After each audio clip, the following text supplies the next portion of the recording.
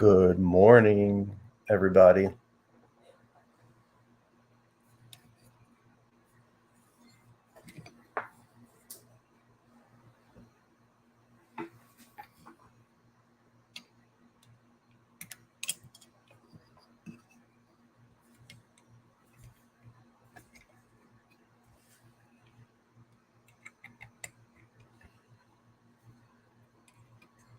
Good morning, everybody. If you guys can hear me, let me know. And you will soon hear Nicole. Just making sure sound is okay before we go. Sounds good to me. Good morning, everybody. Grab your coffee. Yeah, sorry for not being on camera, but struggling a little bit. I'm cautiously optimistic about today. And there's rumors going around that there's going to be more witnesses than the 3. I don't know. Privately, people I've spoken to have gone quiet, which could be a good sign, because they were supposedly worried that, they would get some intimidation if their names were never announced. But I mean, obviously, we'd love to have new people who work in the program who are firsthand witnesses. But I mean, I'm really not expecting that. It would be wonderful if Eric Davis became part of the hearing, but I'm only expecting 3. If we get more, that would be great. Are you hearing anything? Anything beyond what they've announced is just bonus at this point. And I don't know I'm sure a lot of it is the harassment issue, but what isn't clear is if they don't want to leak people so they're not harassed by the UFO community for more information. I know that goes on too, not just harassment to try to silence them. Yeah, I don't know. I mean, I think most of us would not harass them, but I think they're worried. I don't know. I mean, and that's only a rumor. And they spoke about it last night on News Nation. So it wasn't just somebody on Twitter. It was Brian Enton from News Nation saying, there's rumor. I don't know if he mentioned any of his sources, but if that's really the case, you're not going to hear about it until it happens. And I would think only a small amount of people will be in on that. People and Burchett was saying that he was removed as the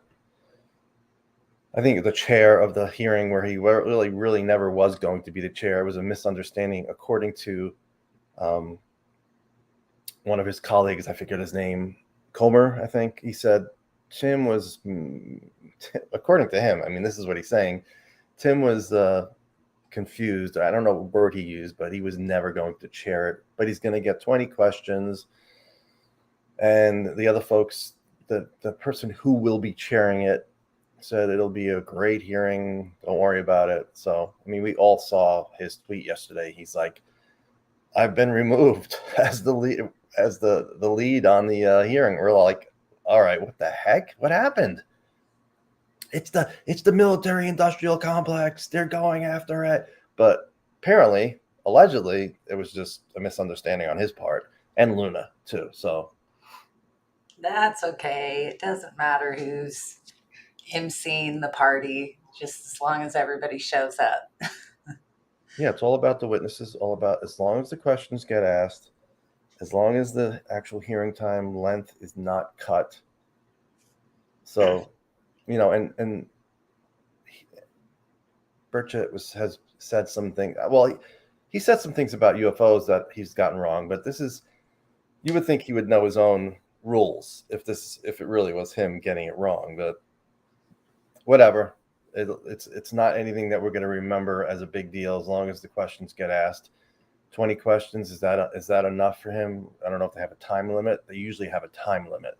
Usually it doesn't go by questions, but I mean, it could be different. And I'm thinking, I don't know if this is right, I'm thinking it could be Graves, Fravor, and Grush. It could be the other way. I don't know. There's no set order that we know of, but I'm sure they have everything set. I'm really curious to see how long it's going to go. They all put out their opening statement, which is on Twitter, and there wasn't really anything new. It's funny how Fravor, or was it? No, it was well, Graves addressed the fact that commercial airline pilots are still reporting UAP, and he said, I know there are people saying they're seeing Starlink, but the pilots said they're aware of Starlink, and this is not Starlink. So, and Fravor, I didn't really see anything new either in his or Grush's statement. It's going to be all about the questions. It's always been about the questions, and I'm pretty sure they're going to ask the questions. I don't have like a ton of them, but you know, for Grush, you want to know the details about people who were allegedly killed for keeping the secret. And it would be great if he mentioned any of the. He goes, "Oh yeah, legacy companies. I got a list right here." He just goes down the list. That would be amazing. I liked Schellenberger on News Nation last night. I think you sent it to me.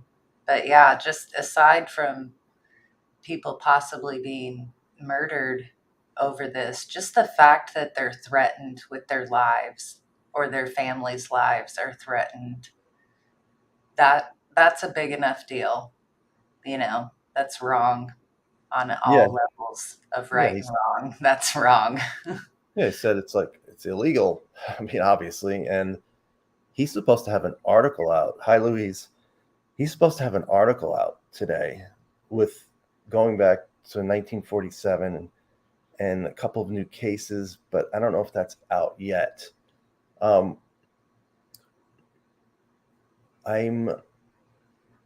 just don't know. People keep asking how long is it going to be? I don't know. I mean, if they have more than 3 witnesses, it's going to go past lunchtime in DC.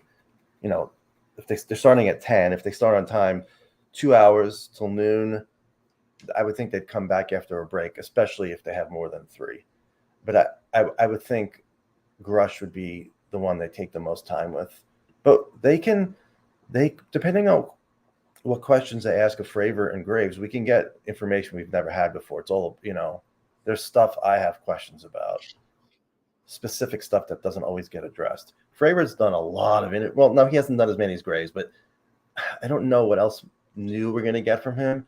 I hope we get another bloop. I just want to hear him say it once. Then the Tic Tac. It noticed me.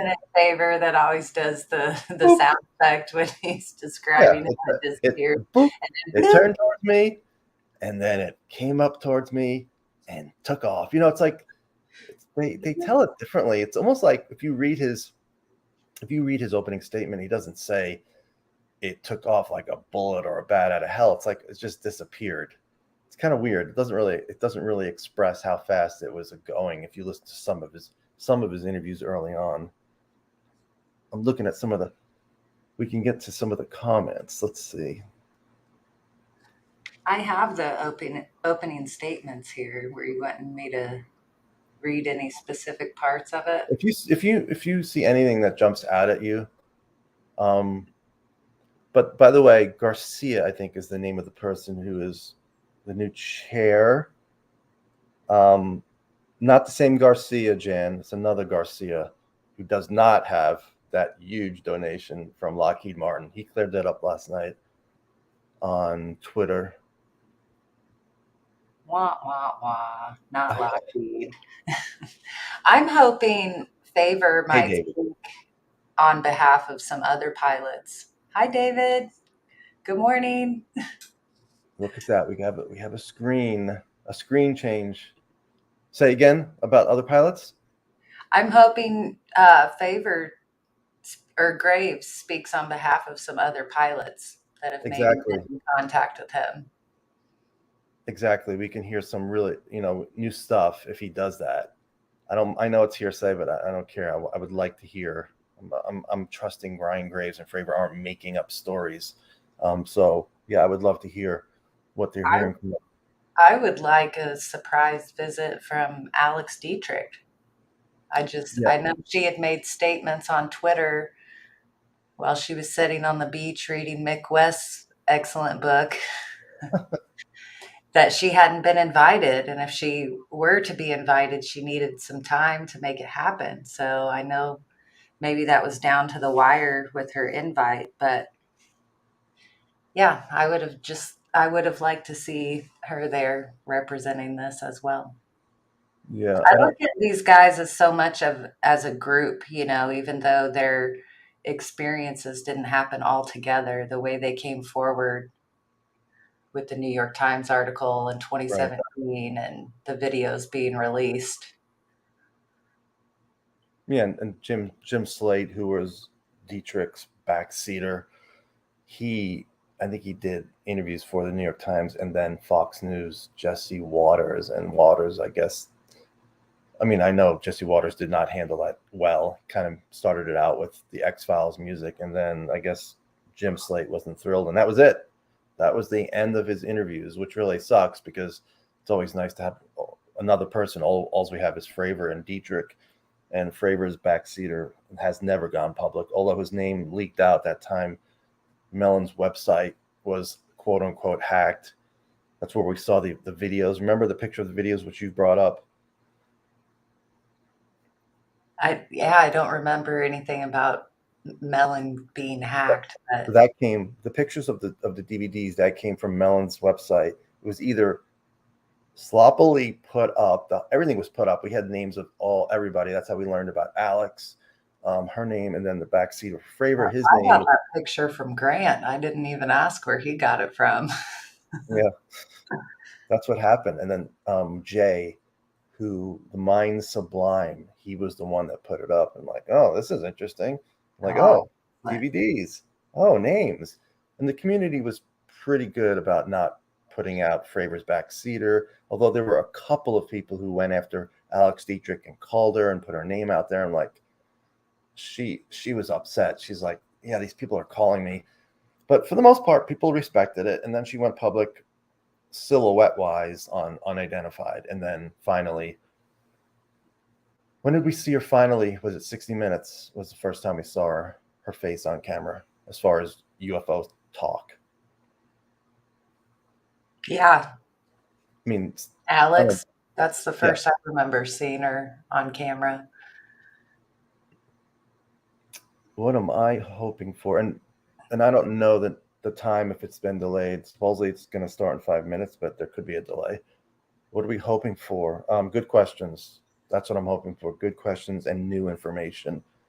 Obviously, the basics need to be said for people who are new to this. There'll be people watching who have never heard of the Tic Tac, who don't know anything about the East Coast events, the gimbal, David Grush. They'll have no idea who he is. So yeah, Yeah, I think that's what's probably most important for all of us today to remember is that this isn't for the UFO community. Yes, we've been driving this. Yes, this is a monumental thing just to be happening for us. But this hearing today, this is for the world at large. This is for people outside of our community that don't eat, live, and breathe this daily, day in and day out. Like, this is really, if people pay attention, this is going to blow people's minds. Like, this is beyond what Ford did with his hearings 50 years ago.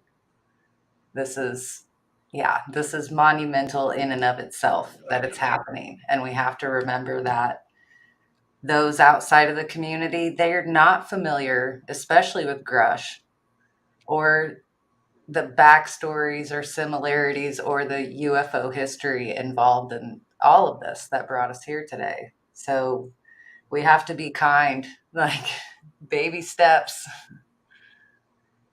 yeah. And I forget that a lot of the times.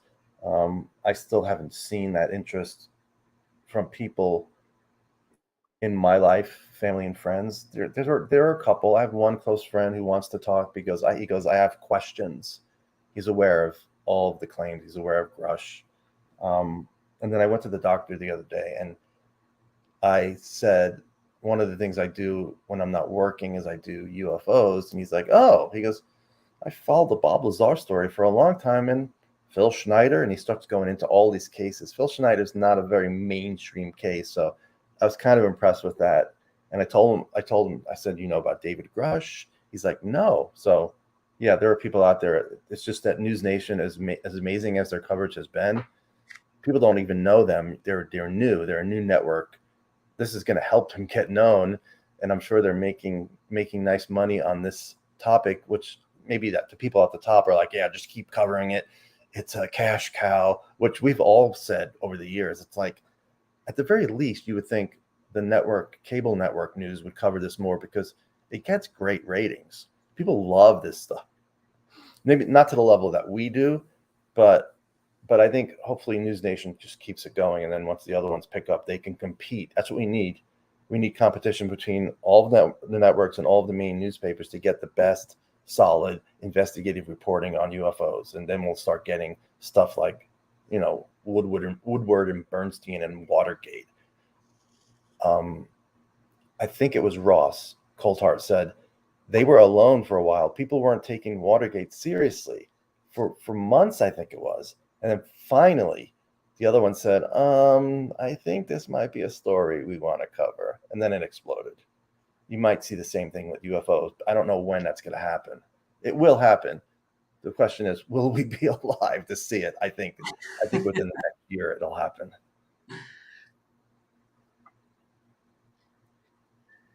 I think we're definitely going to keep making strides in this. Full disclosure, I don't, walking out to the podium and saying we're not alone. Like, I think that is still a fantasy. But I think with these drips of disclosure that we're getting, we're going to wake up one day and realize that we have it. Right. And I know Lou has said it for a couple of years that disclosure has already taken place, which I've never agreed with. I mean, I know what he's saying, and technically he's right, but for me, disclosure is my friends and family start berating me with texts and saying, what is this all about? And I'll say, this is what I've been telling you forever. This has been going on. It's a real thing. So that for me is disclosure, because people are like, why do you need the government to tell you what you already know is a real phenomenon? I'm like, I don't, but they do. They need witnesses, somebody in the government, somebody former, although I played Grush for my friend who's visiting me from New York, and he right away he's like, this is hearsay. He goes, I want to hear from the people who are in the program. I'm like, so do we. We know that. And those people allegedly supposedly they've come forward behind the scenes to Congress, to the Inspector General, to the various journalists. He's like, yeah, he seems very credible, but I want to hear from the people. He's a middleman. Right. And at this point, I saw it. I saw his name get dropped into our chat room here, but I would literally pass out if Hal Putoff walked out there today. I would fall out of my chair. Hello, everybody. I'm Hal Putoff, Austin, Texas, and I live with the reptilian. He's a nice guy. He's a nice guy. He's 6'3", dresses really sharp, and his best friend is a gray. So, any questions, panel? Is he really that tall? No, I don't know Yeah, I how. was gonna say he looks short next to known tall people. So, I've seen pictures of him next to a person who I know is about 6'3", and yeah, Hal is short. Eric is a little shorter than that.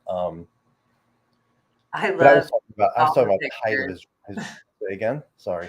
I love all the pictures of Hal and Kit and Davis. It's like they look like they're the best buddies ever.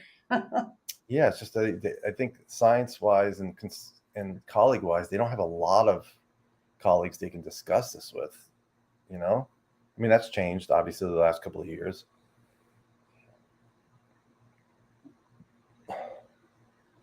Sorry if I go silent for a second. That's Oh, just me muting myself. we're 1 minute out, and I think I'm gonna go reload my coffee cup. Okay, I'll take some more questions. I don't think Admiral Wilson will be there. He's not.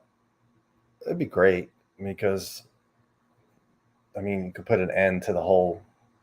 Is Admiral Wilson lying when he says he didn't meet with Eric Davis? Well, yeah, he's lying. I have zero doubt about that. But will he ever come clean? I don't know.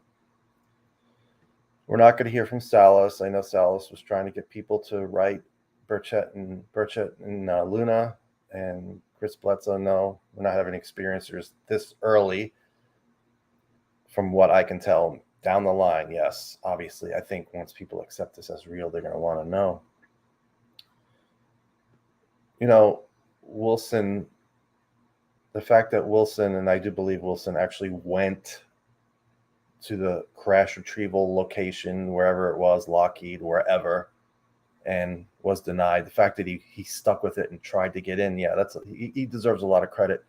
Then there's General John Sheehan, who was the one who allegedly touched the craft. That's who I would want to hear from besides Wilson. Because Sheehan, this guy, Jack Sheehan, he actually allegedly went into the program and put his hand on the craft, an intact craft. So that's a first-hand witness. Yeah, Ramirez, I think the chances of Ramirez, 0. I don't think so. I shouldn't say 0, but I don't think so.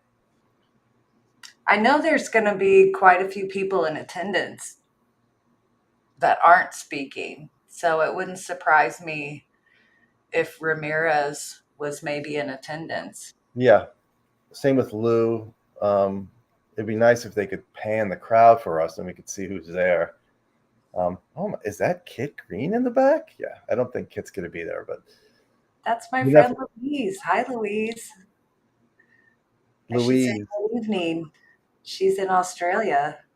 And I think Louise, she brings up who might be a surprise witness. And yeah, Lou would be one who would be on my list, although I don't see why you would need him to be secret and kept out of it, because he's already gone through the intimidation.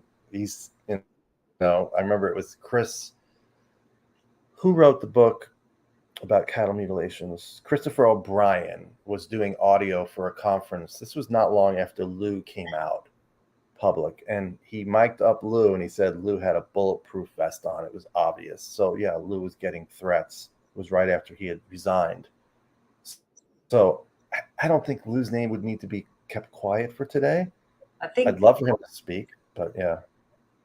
George Knapp and Jeremy Corbell, I believe, will be there, and they've written some official statement. They wrote a statement and submitted it. I don't know if it's going to be read in full. That'll be interesting. Leslie Kane is there. I saw Chris Lato, former F-18 pilot. Ryan Graves over there.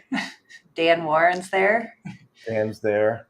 Yeah, it's nice representation. I wish I could have been there, but not this time. Maybe in the future, but because I know we're going to get more hearings. Hopefully they're all like this. And it's the one great thing is that they're doing is they're not having like a separate classified version later, which I like. It's like, here it is. It's all public, and as opposed to the other one where they were answering, well, that's better addressed in closed session, Congressman or Senator. See, so, yeah. I don't know. I like that. Knowing what is going to be talked about in closed session is that's a great hint. We might know what they say, but we know that it's at least been brought up. Yeah, that was. I agree. That is. And there's always the leaky little sneakers that'll slide out something. Like, it was after the closed sessions that we got just the wild remarks, even through to Balloon Gate, where we got cows out of the barn, lock your doors. Yeah. If Corbell, this Fudge says he'll bust a gut if Corbell and Knapp's statement includes the phrase "weaponize your curiosity." I don't think that would be in Jeremy's statement. But I'm glad they got to be there, especially George. He's been at this for a long time, and I've said this before, and I'm stealing this from Jeremy. All of this started, the whole OSAP thing began because of Knapp and Kelleher's book, Hunt for the Skinwalker, which Jay Stratton read, took it to Iraq.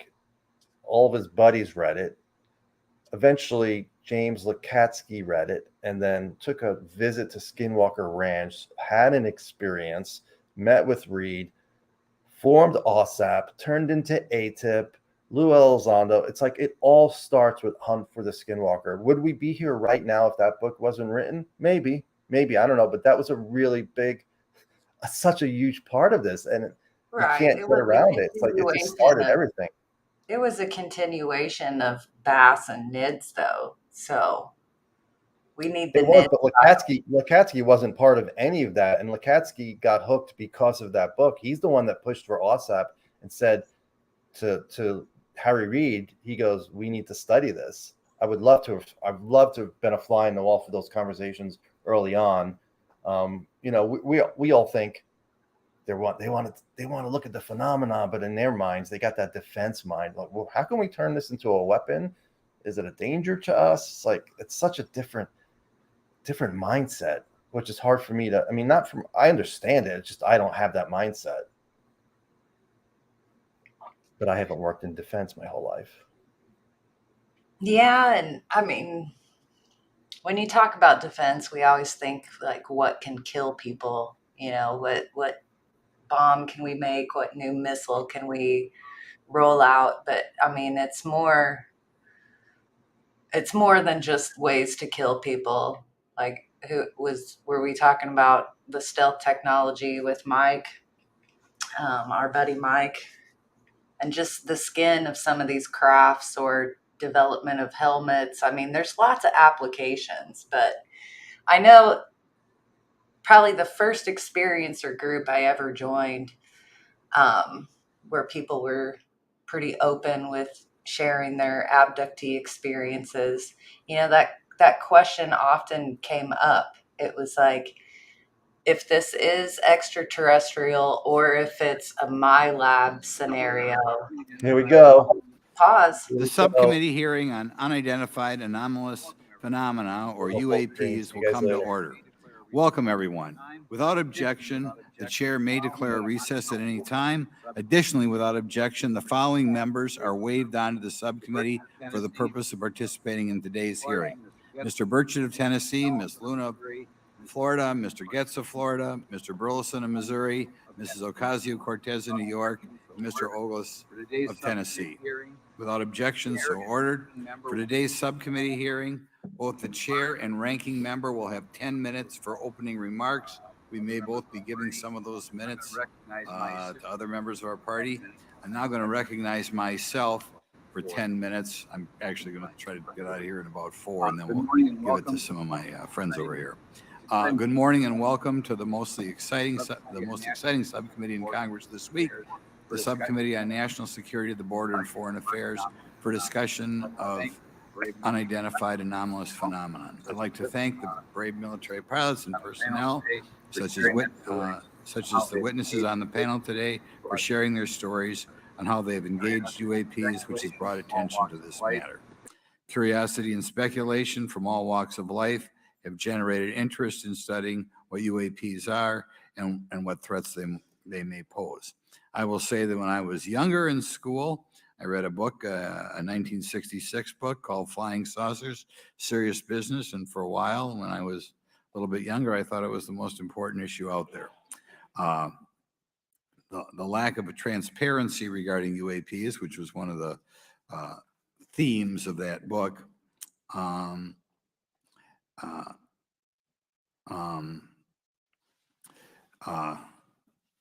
in any event, it's led to interest in studying what UAPs are and what threats they pose. The lack of transparency regarding UAPs has fueled wild speculation and debate for decades, eroding public trust in the very institutions that are meant to serve and protect them, as is evidenced by the large number of people we have here. I also want to point out in 1966, President Gerald Ford claimed to have seen a UFO. And in 1969 in Georgia, Jimmy Carter claimed to have seen a UFO. So this has led Congress to establish entities to examine UAPs. The National Defense Authorization Act of 2022 established the All-Domain Anomaly Resolution Office, or AARO, to conduct or to coordinate efforts across the Department of Defense and other federal agencies to detect, identify, and investigate UAPs. However, AARO's budget remains classified, prohibiting meaningful oversight from Congress.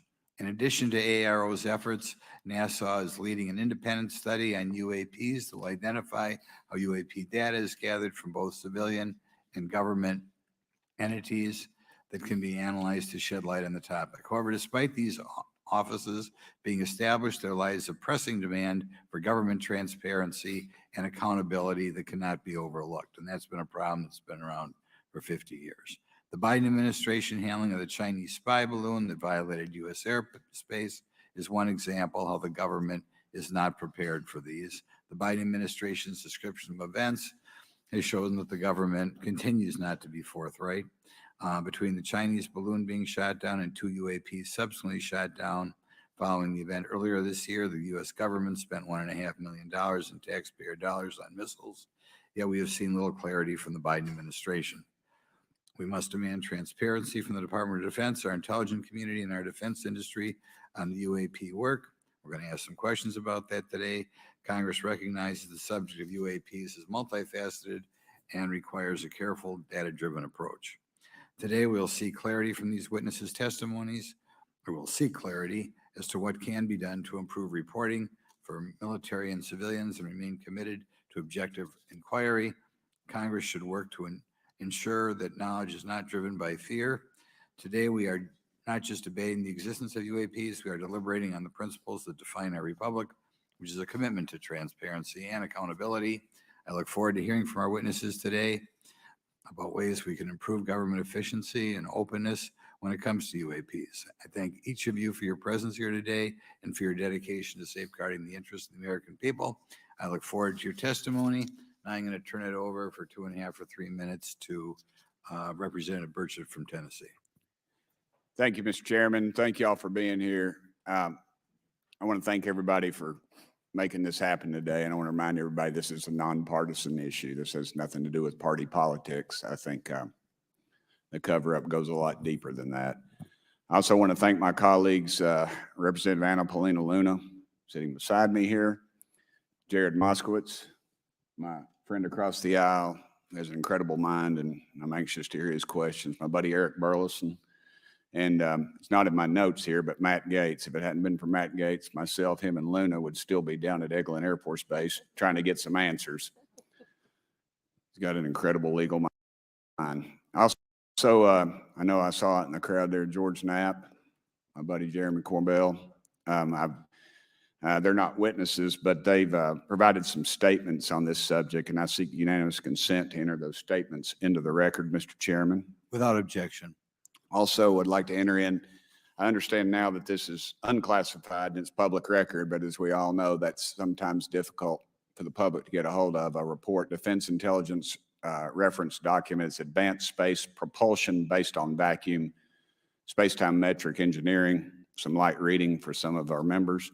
Without objection. Thank you. Mr. Knapp wrote, since 1969, the position our military has been that UFOs pose no threat to national security and are not worthy of further study. I'd say that's the biggest understatement of the decade. He also goes on to talk about the dismissive attitude. It's at odds with what was revealed in documents, reports, and internal memos. And Mr. Cabral says, as he writes these words, the UFO is emerging as a major topic of global importance. I can state that as a fact.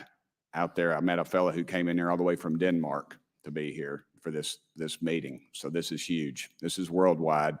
I think we suspect what's going on, but I'd also like to thank the members of Congress who have supported our efforts to make this hearing happen. Some have even confided to me that they've had UFO sightings of their own.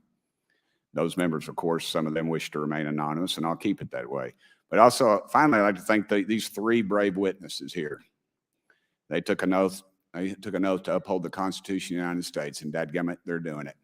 and we owe them a debt of gratitude.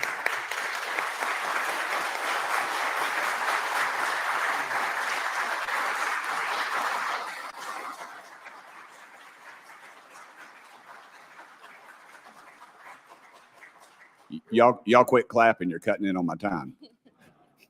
Just kidding.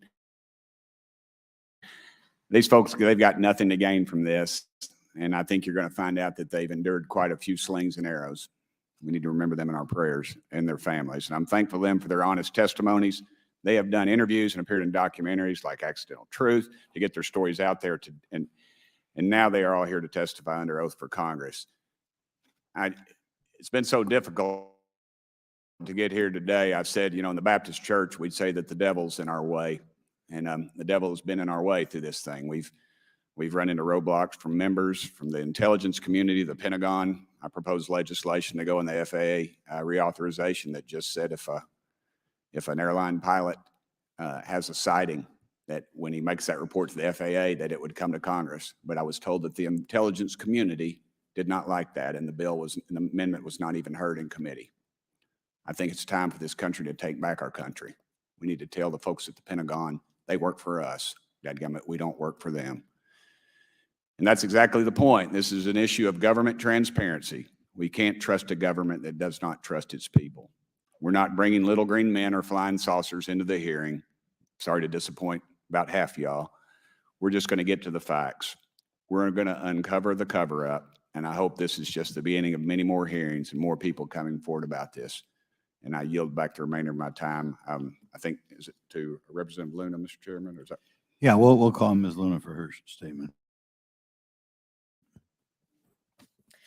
The circumstances surrounding UAPs has captivated the attention of the American people for decades, ingrained in even the minds of our nation's leaders from Jimmy Carter to Barack Obama, Hillary Clinton to Donald Trump, Marco Rubio to Chuck Schumer, John Radcliffe to National Security Council officials. Yet from Roswell, New Mexico to the coast of Jacksonville, Florida, the sightings of UAPs have rarely been explained by the people who have firsthand accounts of these situations. This is largely due to the lack of transparency by our own government and the failure of our elected leaders to make good on their promises to release explanations and footage and mountains of overclassified documents that continue to be hidden from the American people. This isn't just how I feel. In fact, the American people largely believe that the government has actively covered up the truth about UAPs. One poll in particular found that 68% of Americans believe that the government is hiding information about UAPs and not being honest about what we know about them. And from my personal experience, I believe the same thing. Another poll found that nearly half Americans believe that the federal government is doing a very bad or somewhat bad job of dealing with reports of UFO sightings. As Representative Burchett just referenced on the FAA bill that just went through, you can tell that that's exactly happening. Considering the thousands of testimonies and videos taken on people's phones and eyewitnesses' accounts made by credible witnesses such as doctors, pilots, scientists, and active duty service members, it is unacceptable to continue to gaslight Americans into thinking that this is not happening or that the potential of intelligent life forms exists other than humans. Even more alarming is the fact that these eyewitnesses are many times service members and have no assurance that their lives will not be negatively impacted or even harmed by their experiences. In being an active duty service member working on an airfield, I've had conversations with many pilots where they were in fear of coming forward for retribution and or being taken off flight status.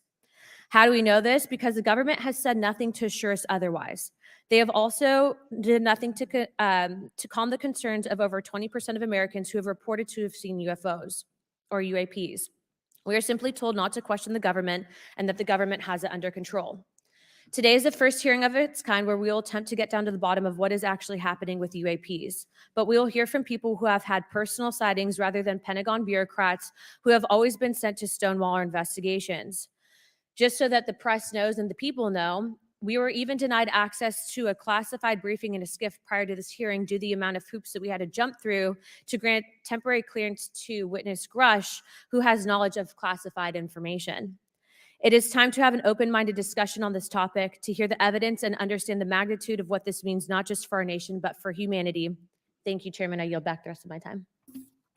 Thank you very much. And I'd like to thank you and Mr. Burchett for bringing this topic to my attention. Now we'll recognize National Security Subcommittee Ranking Member Garcia for 10 minutes. Well, thank you, Mr. Chairman, and I want to thank first our witnesses for joining us today. I want to begin by thanking you all for your service to our country and for sharing your voices today and your courage to be here as well. To Mr. Graves, particularly grateful to you to spend some time that we had for you to share with candor some of your experiences, so I appreciate that as well. I do want to thank all the members of our subcommittee today and also those that are here and have waved on for their incredible interest in this issue, particularly to Congressman Burchett. I know that your leadership has brought us to this place today, and I want to thank you for that, as well as everyone else that's been engaged in this work. I also want to thank the oversight staff, who I know has been working very hard to ensure that today's hearing is serious, that it's transparent, and that it also provides appropriate answers, as our oversight body always demands. Now, it's really important that we're here in a bipartisan way to have this conversation, which really, to the heart of it, is about national security and key to the subcommittee's core purpose. This is the Subcommittee on National Security of the Oversight Committee. Now, our witnesses will testify today that UAPs have posed a serious safety threat, and we must understand this. More broadly, we're dealing with real questions that get to the heart of our faith in government. Faith in our institutions, as we all know, is at an all-time low. Partisanship and alternative facts make it too easy to doubt narrative or our institutions. But this hearing will offer the public unique perspectives, building on years of reporting by both federal agencies and the independent media. Now, some of the earliest reporting on this issue was a groundbreaking 2017 New York Times report, which revealed research, as we know now, on unidentified anomalous phenomena, or as many call UFOs, by the Defense Intelligence Agency. Mr. Graves and Commander Fravor's experiences with UAPs have also been documented by the public, not just by the New York Times, but CNN and many other national news outlets. Now, the Office of the Director of National Intelligence has published public reports documenting UAPs, and on June 9, 2022, NASA announced that the agency is commissioning a study to, of course, examine unidentified anomalous phenomena. Now, the sheer number of reports, whistleblowers, and stories of unidentified anomalous phenomena should raise real questions and warrant investigation and oversight. And that's why we are here today. Now, pilots have reported encounters for years. Now, because of the stigma around reporting these incidents, we still don't have a complete picture of actually what's going on, particularly as our witnesses will testify on the civilian side. And that is a real problem that we have today in the country. Now, it's very important that we show that Democrats and Republicans in Congress can come together in a bipartisan way to cut through misinformation and to look at the facts in a serious and thoughtful manner. If we are to advance oversight and public disclosure, we must also gain the broad support of the public. We will succeed getting facts out to the public faster if there is a broad public support as part of the process. Now, I understand fully the Department of Defense is hesitant to share information that could also undermine our national security by revealing information on the capabilities of our own aircraft, our sensors, and other sensitive material. At the same time, many people believe that we're withholding information from them, and that is dangerous also. I believe in openness and transparency. That is also the role of Congress, and I want to trust that the American people will be able to weigh the evidence and make up their own minds. Now, we have incidents where sensors, sometimes even multiple types of sensors, detect things that we cannot explain. UAPs, whatever they may pose a serious threat to our military or civilian aircraft, and that must be understood. Now, my career and training as a longtime and career educator and teacher and researcher tell me that we should never rule anything out. We know that our space, of course, is vast and undiscovered. I also want to note that Mr. Sean Kirkpatrick, director of the All-Domain Anomaly Resolution Office, the component of the DoD office that investigates UAP data, has testified before the Senate this year that his unit has found no evidence of extraterrestrial activity. NASA has also stated they don't have evidence of extraterrestrial life either, and we've heard this, of course, from some of our government agencies. And we should remind viewers and witnesses, which I think is really important, that we also cannot share classified information in public settings. But questions, of course, remain that people want to see data and information for themselves. The enormous interest in the hearing today underscores the importance of a fair and open look at the evidence from witnesses who can share their unique perspectives. Now, I know I certainly have a lot of questions, and I know that all the members of our committee do as well. We should come to this hearing with an open mind, and we should not let our existing ideas restrict us on either side. I hear over and over from many agencies the stigma around reporting and investigating UAPs prevents us from getting real answers. We know that whistleblowers have reported harassment, intimidation, or stigma as well. and this is not acceptable. If people can't report incidents which would have national security or safety implications, then that also has serious consequences for us. As ranking member of this subcommittee, I know my job would be completely impossible if whistleblowers or others feel intimidated to come before this committee. We can't be afraid of asking questions, and we can't be afraid of the truth. I'm proud to say that this hearing builds upon bipartisan work by members of the House and Senate dating many years back, which has sought to increase awareness within the Department of Defense and to mandate more of Congress of UAPs. We know the Senate is taking up an amendment to their defense authorization bill, which will create a commission with broad declassification authority, and we should all agree that that is an important step. Members of both parties and senior officials in multiple administrations have taken an interest in this issue, and we're proud to carry and build that confidence in the American people.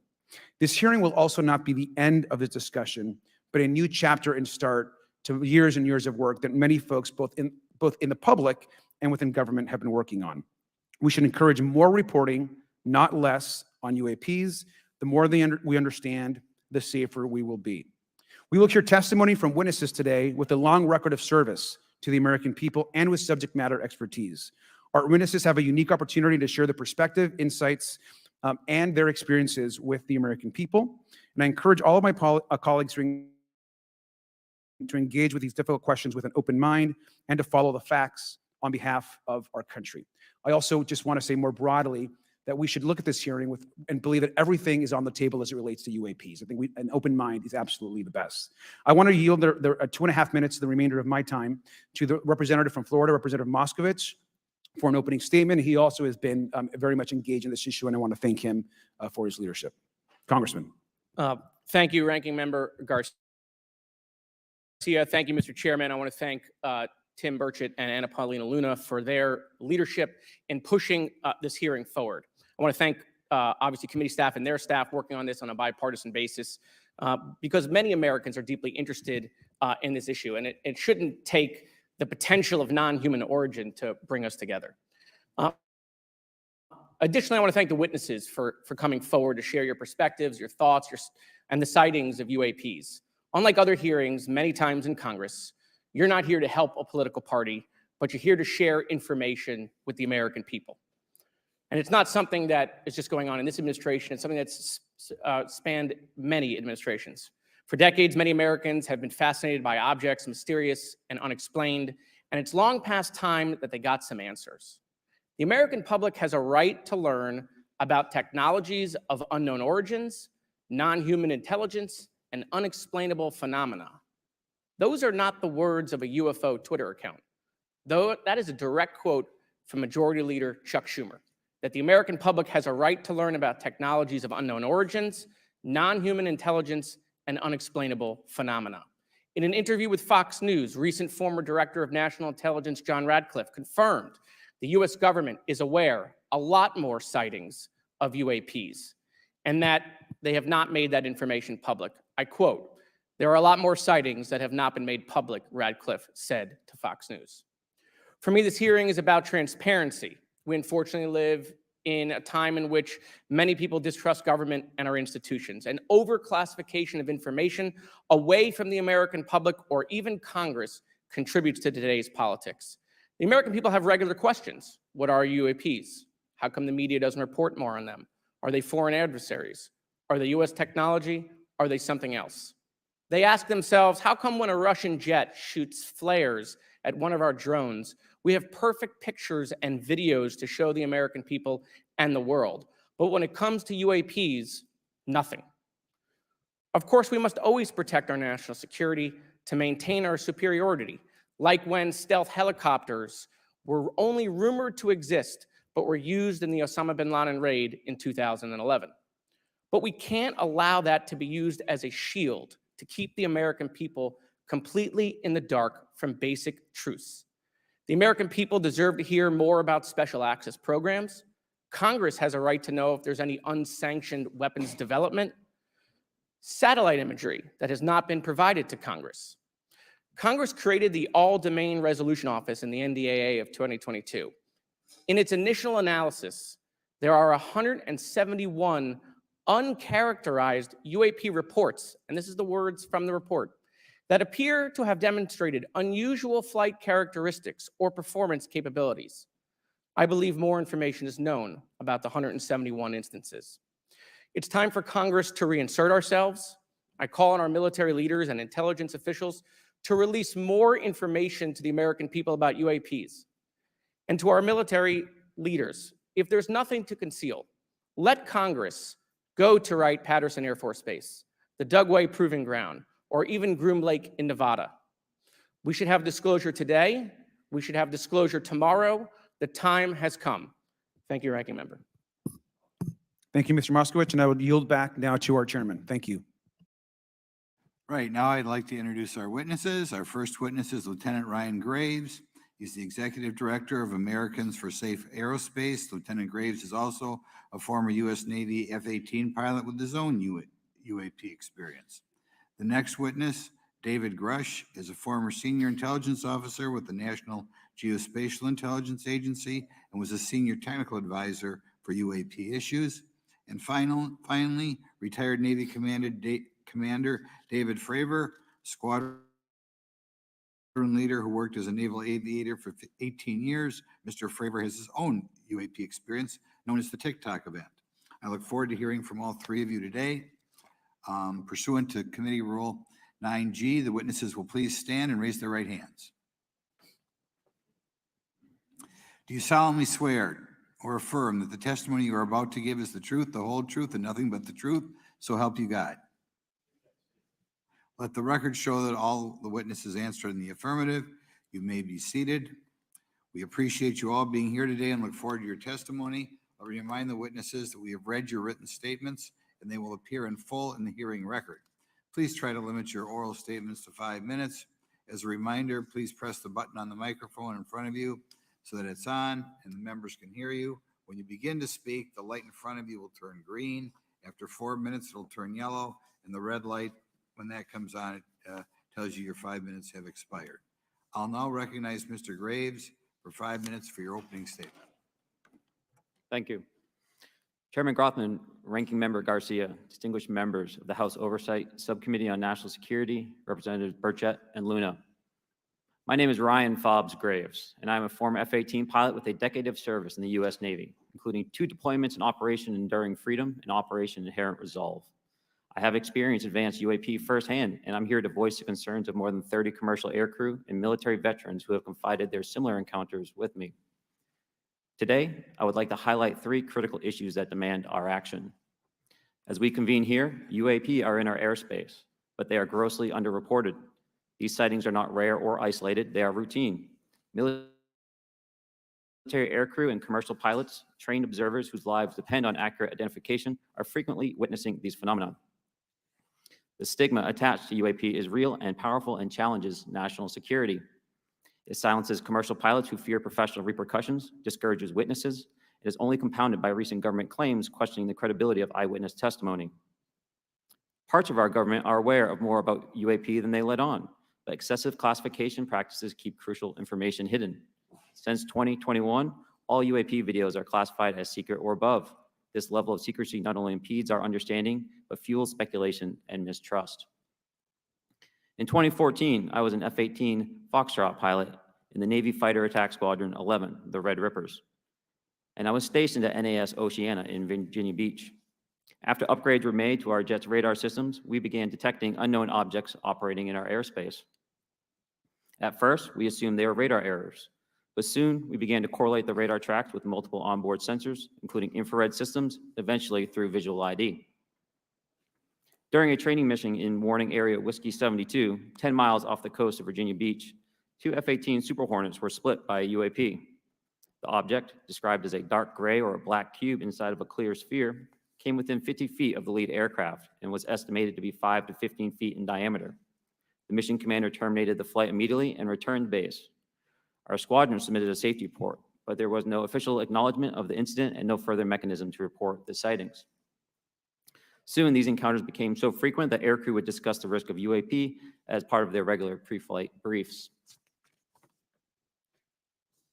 Recognizing the need for action and answers, I founded Americans for Safe Aerospace. The organization has since become a haven for UAP witnesses who were previously unspoken due to the absence of a safe intake process.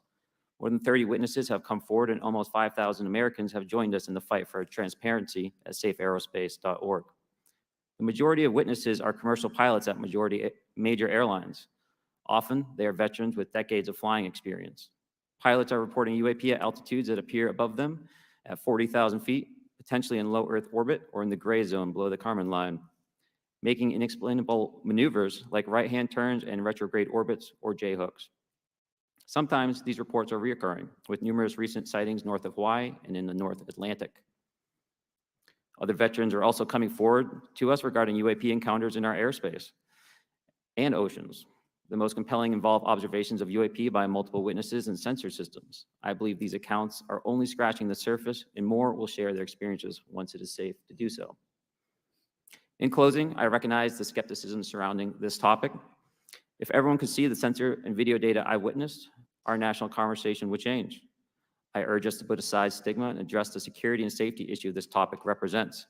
If UAP are foreign drones, it is an urgent national security problem. If it is something else, it is an issue for science.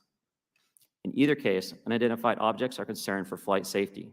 The American people deserve to know what is happening in our skies. It is long overdue. Thank you. Mr. Grush? Mr. Chairman, ranking members and congressmen, thank you. I'm happy to be here. This is an important issue, and I'm grateful for your time. My name is David Charles Grush. I was an intelligence officer for 14 years, both in the U.S. Air Force, both active duty, Air National Guard, and Reserve, at the rank of major, and most recently from 2021 to 2023, at the National Geospatial Intelligence Agency, NGA, at the GS-15 civilian level, which is the military equivalent of a full bird colonel. I was my agency's co-lead in unidentified anomalous phenomena and transmedium object analysis, as well as reporting to the UAP task force, UAPTF, and eventually, once it was established, the All-Domain Anomaly Resolution Office, AARO. I became a whistleblower through a PPD-19 urgent concern filing in May 2022 with the Intelligence Community Inspector General. Following concerning reports from multiple esteemed and credentialed current and former military and intelligence community individuals that the U.S. government is operating with secrecy above congressional oversight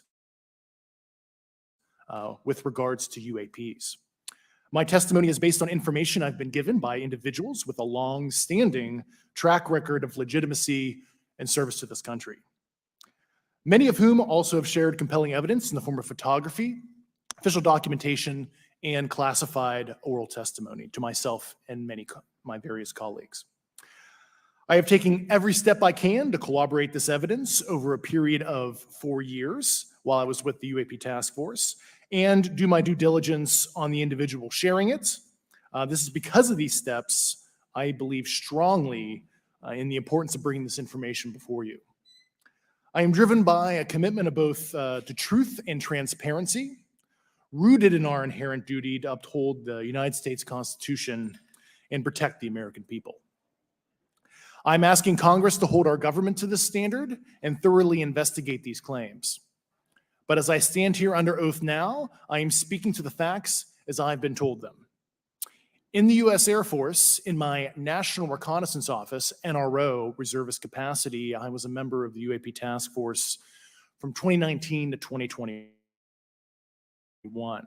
I served at the NRO Operations Center on the director's briefing staff, which included the coordination of the Presidential Daily Brief and supporting variety of contingency operations, which I was the Reserve Intelligence Division Chief backup. In 2019, the UAP Task Force Director asked me to identify all special access programs and controlled access programs, also known as SAPs and CAPs, we needed to satisfy our congressionally mandated mission, and we were direct report at the time to the DepSecDef. At the time, due to my extensive executive level intelligence support duties, I was cleared to literally all relevant compartments and in a position of extreme trust, both in my military and civilian capacities. I was informed in the course of my official duties of a multi-decade UAP crash retrieval and reverse engineering program, to which I was denied access to those additional read-ons when I requested it.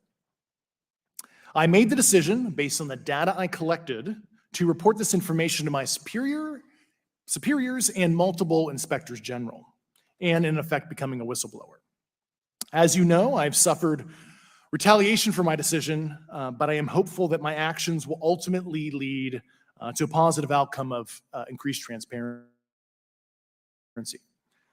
Thank you, and I'm happy to answer your questions. Thank you.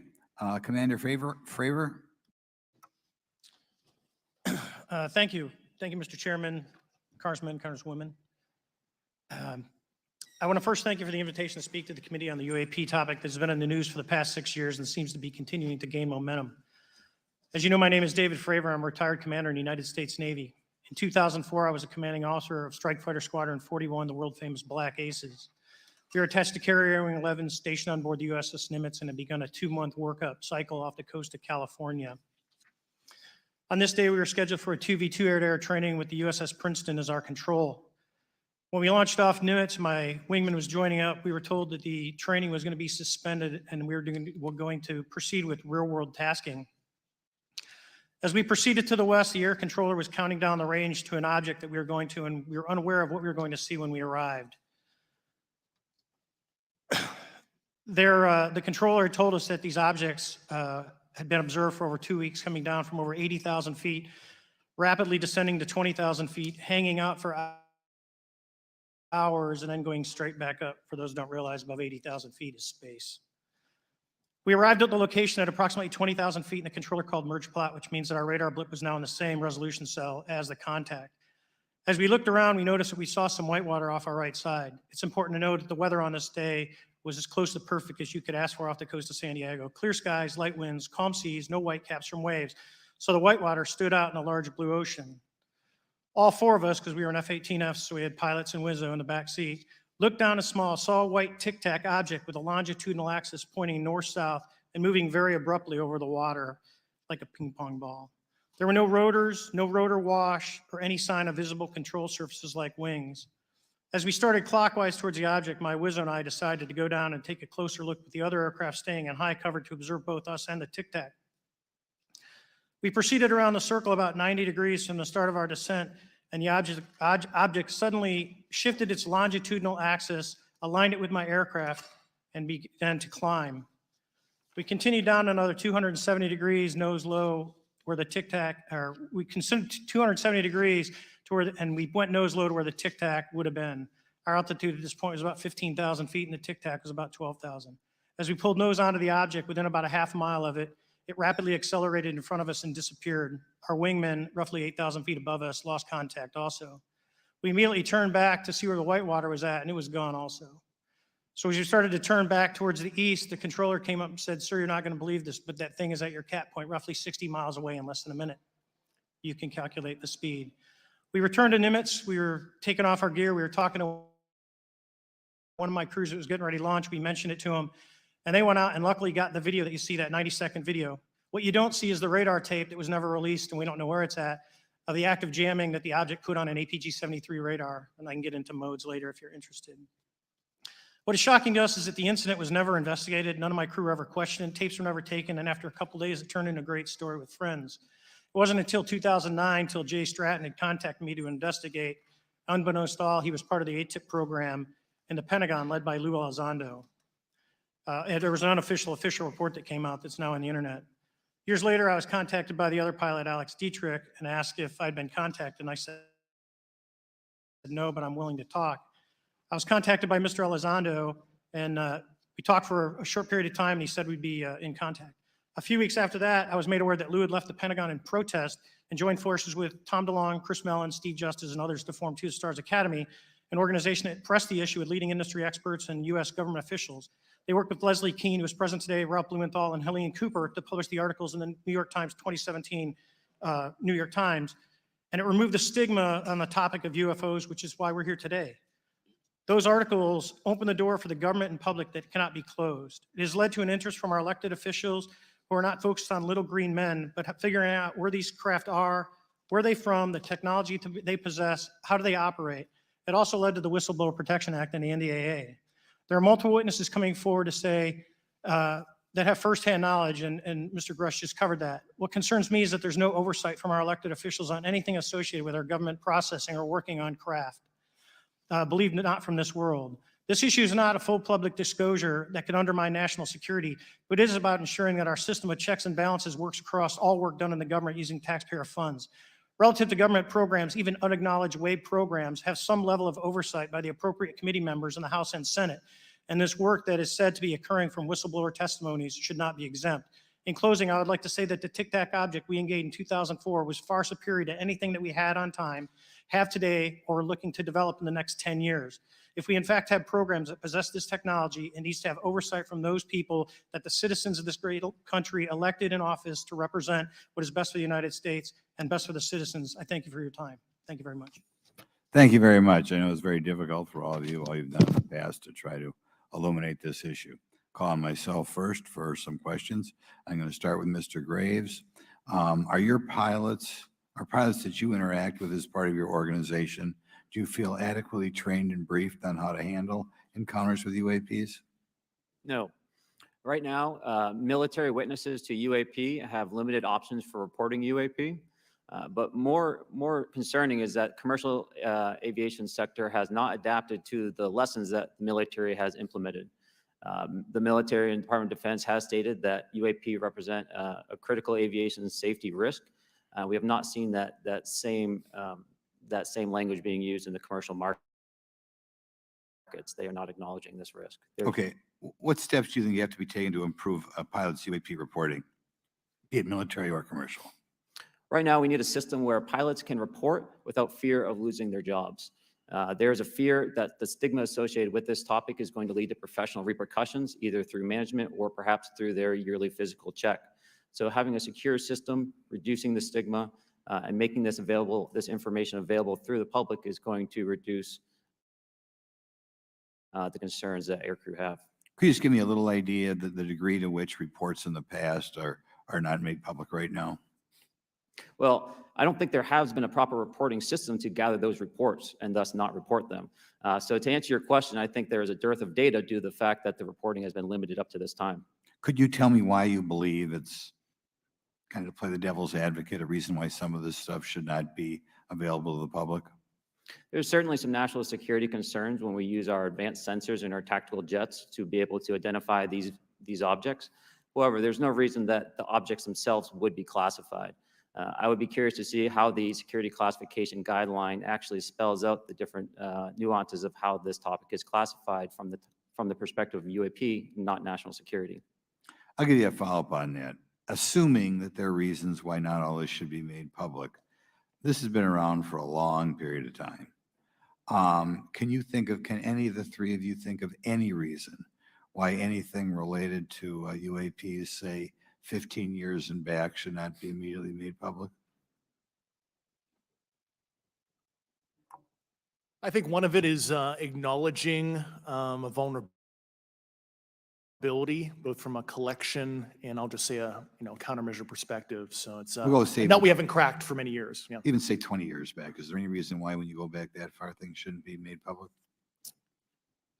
Unless it shows a specific national security vulnerability as it relates to a weakness in a particular defense system. Okay, Mr. Fravor, the Tic Tac incident that you were engaged occurred in 2004. What kind of reporting took place after that incident? None. We had a standard debrief where the backseaters went down to our carrier intel center and briefed what had happened, and that was it. No one else talked to us, and I was in the top 20 in the battle group. No one came. The captain was aware, the admiral was aware, nothing was done. Your commanding officers provide any sort of justification? No, because I was the commanding officer of the squadron, so no.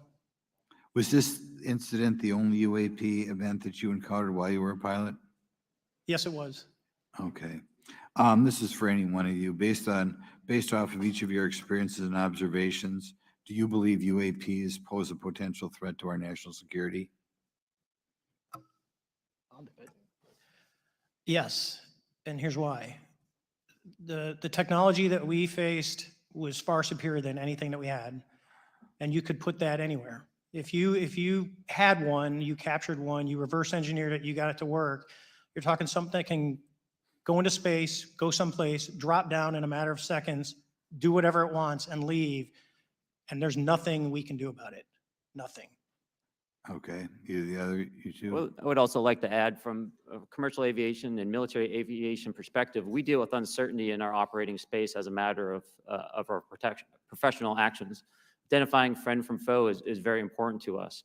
And so when we have unidentified targets and we continue to ignore those due to a stigma or a fear of what it could be, that's an opening that our adversaries can take advantage of. What steps should be taken to better understand and respond to UAP encounters in the interest of national security? There needs to be a location where this information is centralized for processing, and there needs to be a two-way communication loop so the operators on the front end have a feedback and can get best practices on how to process information, what to do, and to ensure that their reporting is being listened to. Right now, there is not a lot of back and forth. Mr. Grush, in your complaint to the Intelligence Community Inspector General, you claim that you believe information is being hidden. What kind of information do you think was hidden, and do you think it should remain hidden? Yes, I can speak to that very briefly in unclassified manner. As you know, the preponderance of my complaint was classified to the intelligence communities. Both material acquisition and exploitation activity, also baselining the UAPs, but not sharing it with, intelligence professionals that are actually doing step briefs to pilots, that kind of information. Yeah. Okay, thank you very much. Now we'll go to Mr. Garcia. Thank you. Again, thank you all for your service and for testifying today. Want to just talk about the UAPs as it relates to what we're seeing in the pilots' interaction with UAPs. Particularly, Mr. Graves, one of the, I think, concerns that for members of this committee is this idea that pilots, there's no system to actually report UAPs and the stigma around pilots. And so can you just briefly, you mentioned that you're working with 30 pilots right now that have had encounters with UAPs, but you've also, I believe, discussed and know of many more pilots. This is just those that you're currently working with. Is that correct? Can you expand on that? Certainly. I'll break that down in two ways. First, when we were first experiencing these objects off the eastern seaboard in the 2014 to 2015 time period, anyone that had upgraded their radar systems were seeing these objects. So there was a large number of my colleagues that were detecting these objects off the eastern seaboard. They were further correlating that information with their other onboard sensors, and many of them also had their own eye sightings as well of these objects. Now, that was our personal firsthand experience at the time. Since then, as I've engaged this topic, others have reached out to me to share their experiences, both on the military side as well as the commercial aviation side. On the military aviation side, veterans that have recently got out have shared their stories and have expressed how the objects we were seeing in 2014, 2015 continued all the way to 2019, 2020, and beyond. And so it became a generational issue for naval aviators on the eastern seaboard. This was something we were briefing to new students. This is something that was included in the notice to airmen to ensure that there was no accidents. And now with commercial aviators, they are reaching out because they're having somewhat similar experiences as our military brothers and sisters, but they do not have any reporting system that they can send this to. And let me just add to, and both to Mr. Fravor as well as Mr. Graves, not having this system for reporting, would you both agree that is harmful to not just our national security interests, but to understand this phenomenon of what's happening with UAPs? I think it's a travesty that we don't have a system to correlate this and actually investigate. So if you took the East Coast, there's coastal radars out there that monitor our air defense identification zone, so out to 200 miles. They can track these, so when you see them, they could actually go and pull that data and get maneuvering. And instead of just having the airplanes, there's other data sources out there. And I've talked to other government officials on this. So you need a centrally located repository that these reports go to. So if you just stuck it in DOD, you wouldn't get anything out of the Intelligence Committee because they have a tendency not to talk. But if you had a central location where these reports would come in, not just military, but also commercial aviation, because there's a lot of that going on, especially if you talk to anyone that flies from here to Hawaii over the Pacific, they see odd lights. So I think you need to develop something that allows you a central point to collect the data in order to investigate. Mr. Graves? I would concur with everything Mr. Fravor said. I'll continue to say that the commercial pilots that have reached out to me through Americans for Safe Aerospace are doing so because they don't feel there's another way for them to report this safety issue. And I think one of the clear outcomes of this hearing already is that there has to be a safe and transparent reporting process for pilots, both on the commercial side and the military side, to be able to report UAPs in a way that's also transparent, but also understands the scope of our national security interests and what may be classified or not. But I think there has to be some sort of system, and so that's something that I hope can be an outcome that this committee can work on. Is there anything else for the two of you briefly beyond this reporting system that you think that we can do as a government to encourage and facilitate more civilian reporting? We're doing it right now. Okay, great. I think this hearing is going to show the American people that their government takes this topic seriously. And how about civilians that may not be pilots? What kind of process could be in place for civilians who are not pilots, who may have UAP encounters? Do either of you have any suggestions that could facilitate that? My recommendations would be to make that a sensor-centric operation in order to make it as objective as possible. Okay, sir, Mr. Fravor? No, I agree with Mr. Graves on that. Okay, just briefly, I also just want to note, particularly for the two pilots, and I have a question for Mr. Grush. One of the things that I found fascinating in our discussion, Mr. Graves, last night as well, is that you both described UAPs and formations and the way they are observed in space or in our air, and the way that they move is essentially ways in which current technology or aircraft that we know of are unable to actually function or move. And so will you just, for the public record, again, once again, briefly, just either describe or note that aircraft that are being witnessed, particularly by the 30 folks that you're working with, are essentially outside the scope of anything that we know of today and the technology we have today. Mr. Graves, Mr. Fravor?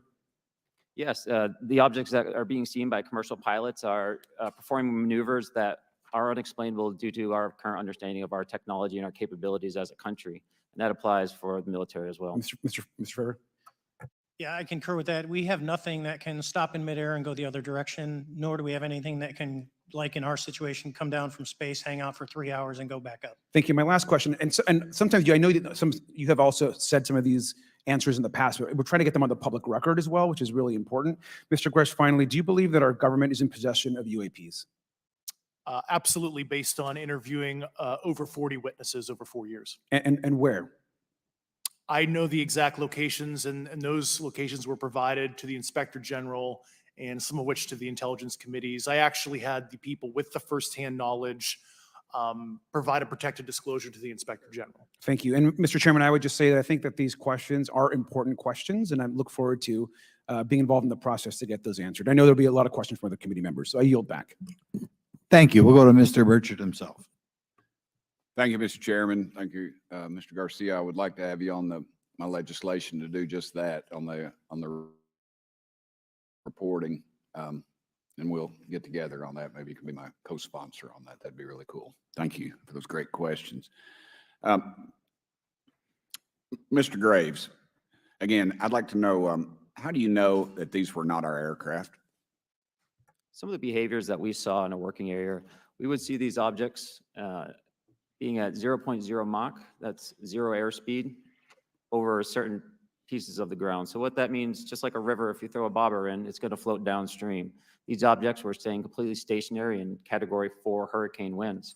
These same objects would then accelerate to supersonic speeds, 1.1, 1.2 Mach, and they would do so in very erratic and quick behaviors that I don't have an explanation for. Okay. Have you spoken to commercial and military pilots that have seen these off of our East Coast? I have. Okay.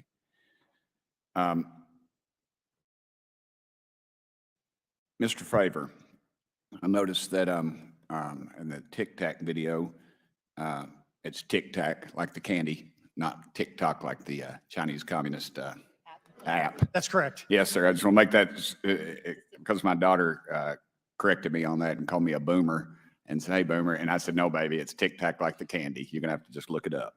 And but I would also like to say today is a day of many firsts. It's a miracle that we're having this meeting, and it's also a miracle that my wife has put up with me for 9 years today. Today is my anniversary, so I want to tell my wife happy anniversary and that I love her very much.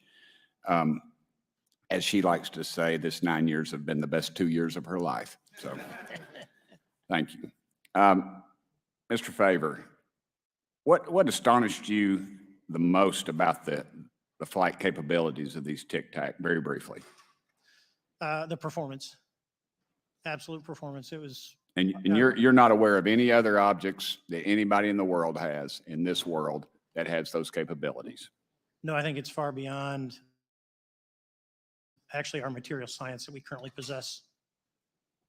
Are you aware of any other reconnaissance platforms that have tracked or recorded the Tic Tac's maneuvers, maybe the NORAD system or any of the others? I am not.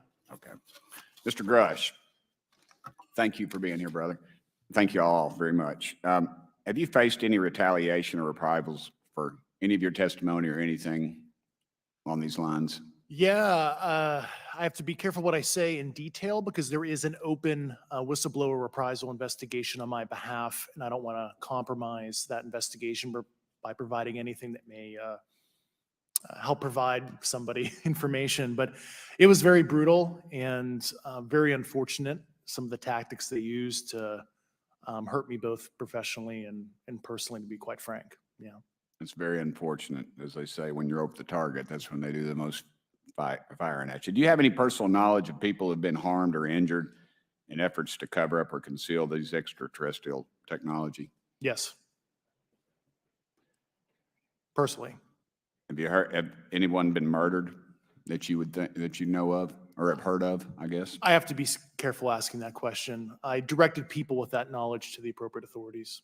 Maybe in a, if we could get in a confidential area, SCIF, we could talk about that. But unfortunately, we were denied access to the SCIF, and that's very unfortunate in this scenario. Mr. Fravor, do you believe that you witnessed an additional object under the water in relation to your encounter? I will say we did not see an object. There was something there to cause the whitewater, and when we turned around, it was gone. So there was something there that obviously moved. Okay, it was not the same object though that you were looking at, correct? No, we actually joked that the Tic Tac was communicating with something when we came back, and because the whitewater disappeared. We were in another instance, we're told about the capabilities of a jamming during viewing of when there were some people chasing some of these objects. Did you experience any of that jamming or interrupting your radar or weapons system? My crew that launched after we landed experienced significant jamming to the APG-73 radar, which was what we had on board, which is a mechanically scanned, very high-end system prior to the APG-79. And yes, it did pretty much everything you could do: range, velocity, aspect, and then it spit the lock, and the targeting pod is passive. That's what we were able to get the video on. I'm about to run out of time, but are you aware of any of our enemies that have that capability? No. Okay, I would also like to note for the record that like George Knapp breaking Area 51, he's the reason I knew about that. And the reason I know about the Tic Tacs is Leslie Keene from New York Times article, and I would encourage everybody to read that. Thank you, Mr. Chairman. I yield back to you for no time. Very good. Mr. Raskin? Thank you, Mr. Chairman. Mr. Graves, you reported UAP encounters during training flights, I think, and have since come forward to warn the Pentagon that these encounters may be putting pilots at risk. My first question is, you've identified these as taking place on the East Coast. Is it just on the East Coast where these encounters have been reported? No, since the events initially occurred, I've learned that the objects have been detected essentially where all operations, Navy operations are being conducted across the world. And that's from the All-Domain Anomaly Resolutions Office reporting. All right, can you describe your experience after you decided to come forward and go public with your experience? Certainly. Like many others, in 2017, I saw the New York Times article come out as well. And for me, it was special because I recognized the voices on the video. I recognized the video itself. I had seen it when it was taken. I seen it when it was debriefed. And so that was kind of shook me because I realized that this problem was still ongoing. And so I reached out to colleagues back on the East Coast and realized that this was still a safety risk that they were dealing with, that they had essentially hit a wall with how they could move forward on this conversation. It was at that point when I decided to try to move the conversation forward myself. Are there common characteristics to the UAPs that have been cited by different pilots? And can you describe what the convergence of descriptions is? Certainly. We were primarily seeing dark gray or black cubes inside of a clear sphere. I'm sorry, dark gray or black cubes? Yes, Yeah. inside of a clear sphere, where the apex or tips of the cube were touching the inside of that sphere. And that was primarily what was being reported when we were able to gain a visual tally of these objects. And that occurred over almost 8 years. And as far as I know, it's still occurring. I take it that you're arguing what we need is real transparency in a reporting system so we can get some clarity on what's going on out there, because there are many pilots in your situation, but we should have a way of developing a systematic inventory of all of such encounters. Is that right? Yes, and I think we need both transparency and the reporting. We have the reporting, but we need to make sure that information can be promulgated to commercial aviation as well as the rest of the populace. Mr. Grush, what about you? What was your experience after you came forward? Well, it's only been about 2 months or so. So I guess my experience has been overwhelming support from former colleagues of mine that have privately messaged me, and I do appreciate that. But I do have knowledge of active planned reprisal activity against myself and other colleagues, and it's very, very upsetting to me. Coming from where? Certain senior leadership at previous agencies I was associated with.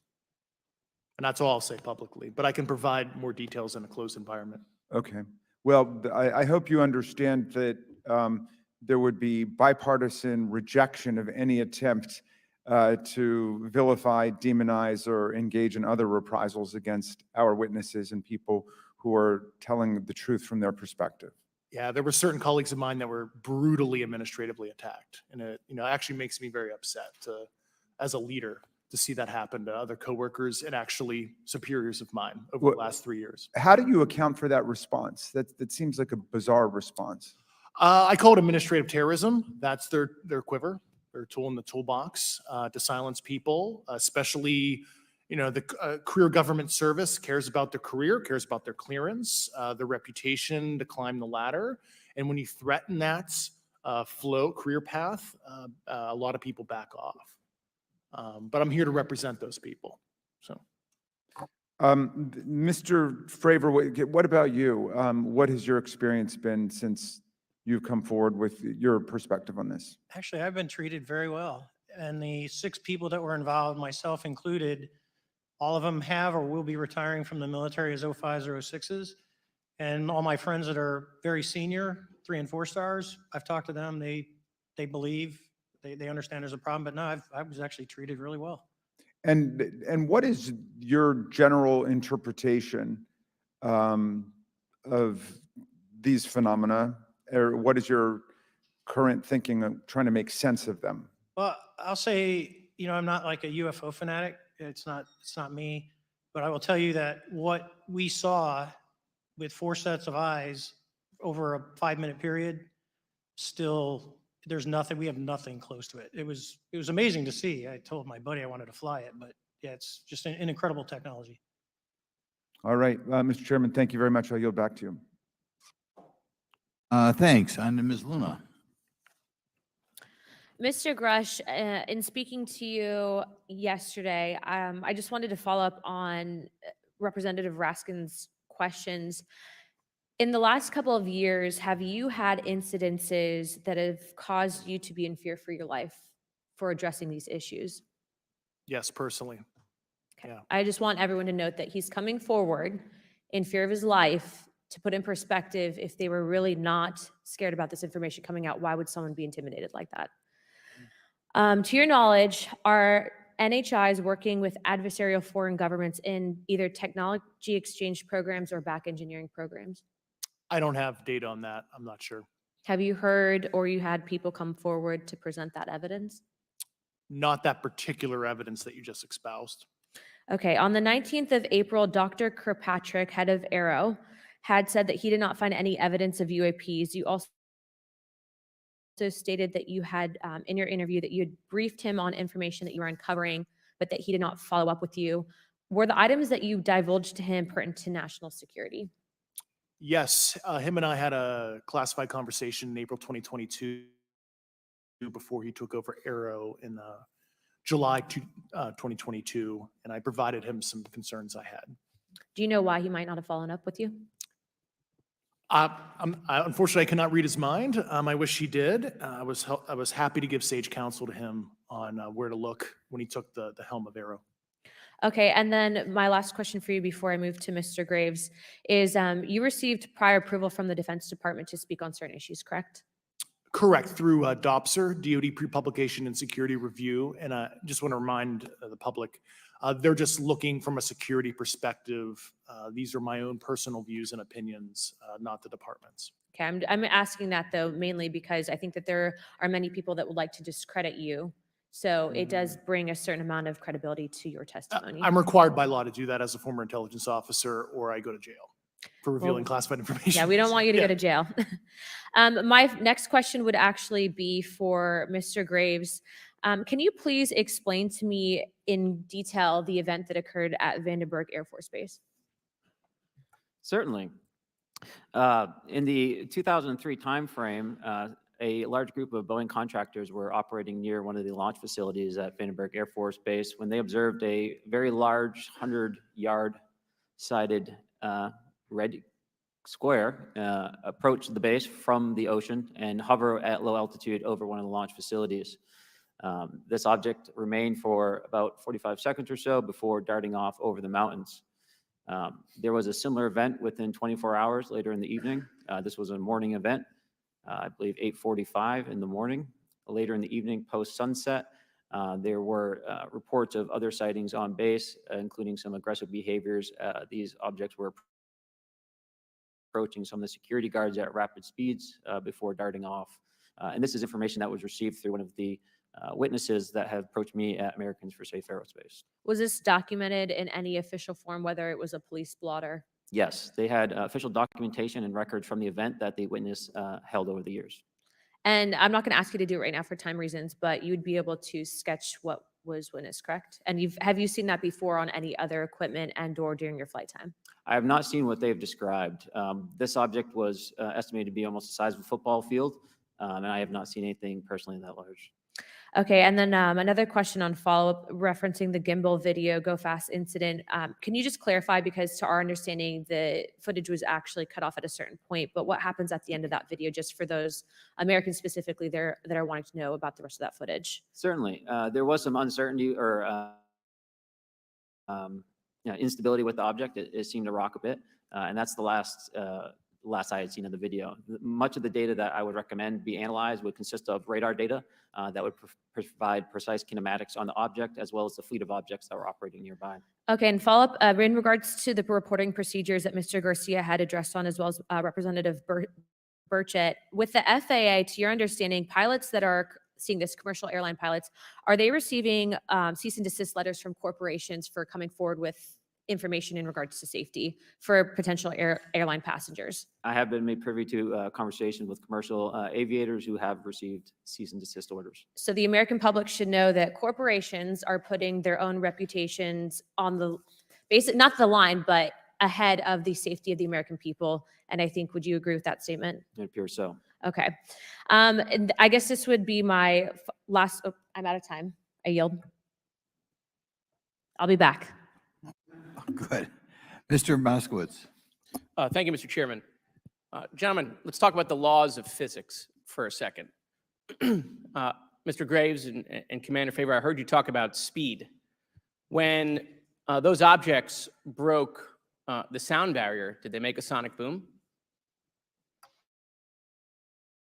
I was in a jet. You can't hear anything. It's kind of loud in there.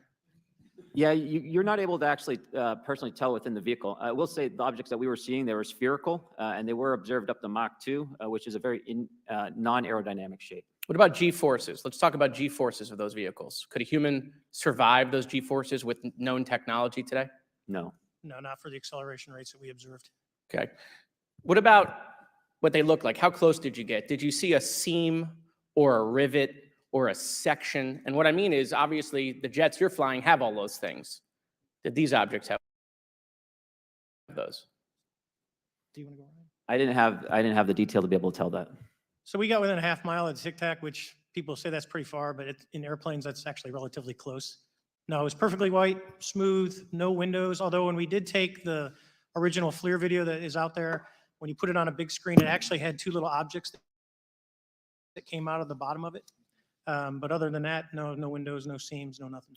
Mr. Grush, as a result of your previous government work, have you met with people with direct knowledge or have direct knowledge yourself of non-human origin craft? Yes, I personally interviewed those individuals. Mr. Grush, as a result of your previous government work, have you met with people with direct knowledge or have direct knowledge yourself about ATs, advanced technologies that the U.S. government has? Based on conventional advanced tech, I was briefed to the preponderance of the Defense Department's both space and aerospace compartmented programs, yeah. Do you have knowledge or do you have reason to believe that there are programs in the advanced tech space that are unsanctioned? Yes, I do. Okay. Yeah. And when you say that they're above congressional oversight, what do you mean? Complicated question. So there's, some, I would call it abuse here. So congressional oversight of conventional special access programs. So I'll use Title 10, so DOD as an example, right? So 10 U.S. Code Section 119 discusses congressional oversight of SAPs, discusses the DepSecDef's ability to waive congressional reporting. However, the Gang of Eight is at least supposed to be notified if a waived or waive bigoted unacknowledged SAP is created, and that's public law. Well, so that how does, I mean, I don't want to cut you off, but how does a program like that get funded? I will give you generalities. I can get very specific in a closed session, but misappropriation of funds and Does that mean self-fund. that there is money in the budget that is said to go to a program, but it doesn't, and it goes to something else? Yes, I have specific knowledge of that. Yep. Do you think U.S. corporations are overcharging for certain tech they're selling to the U.S. government, and that additional money is going to programs? Correct, through something called IRAD. Okay. Satellite imagery. Let's talk about satellite imagery. We have satellites all over the place, some that we're aware of and many that we're not aware of, right? We're taking pictures of everything at every point and second. Mr. Grush, are you aware, do you have direct knowledge, or have you talked to people with direct knowledge that there are satellite imagery of these events? That was one of my primary tasks at NGA, since we process, exploit, and disseminate that kind of information. I've seen multiple cases, some of which, to my understanding, and of course, I left NGA in April, so that's my information cutoff date. But I personally reviewed both what we call overhead collection and from other strategic and tactical platforms that I could not even explain prosaically. And I have a degree in physics, by the way, as well. And I am aware that you guys have not seen these reports, unfortunately. And I don't know why. Do you have direct knowledge, or you had spoken to people with direct knowledge that this imagery applies to crash sites, crash imagery? I can't discuss that in an open session. Okay. Do you have any information that the U.S. government is involved in a disinformation campaign to deny the existence of certain UAPs? I can't go beyond what I've already stated publicly in my News Nation interview because it touches other sensitivities. Okay. I'll yield the balance of my time back. Thank you, Mr. Chairman.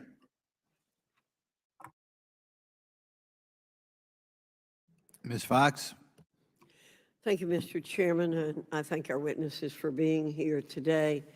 Mr. Grush, in your sworn testimony, you state that the United States government has retrieved supposedly extraterrestrial spacecraft and other UAP-related artifacts. You go so far as to state that the U.S. is in possession of, quote, non-human spacecraft, end quote, and that some of these artifacts have circulated with defense contractors. Several other former military and intelligence officials have come forward with similar allegations, albeit in non-public settings.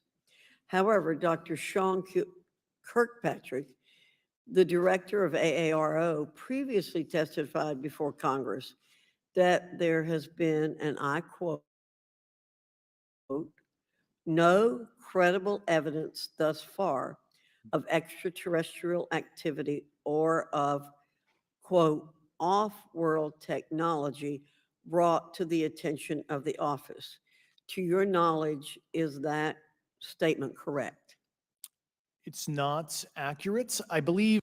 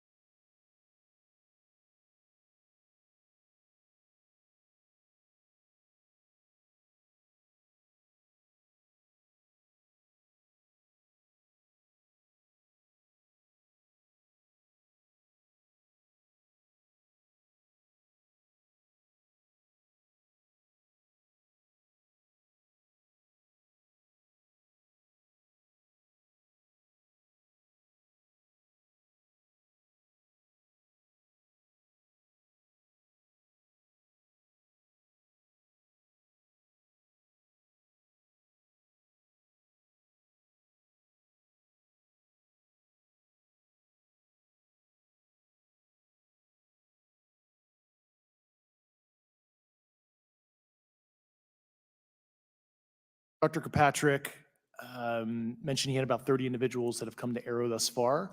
A few of those individuals have also come to AARO that I also interviewed, Okay. and I know what they provided Dr. Kirkpatrick and their team. Okay, I was able to evaluate okay, that I information. need to go on.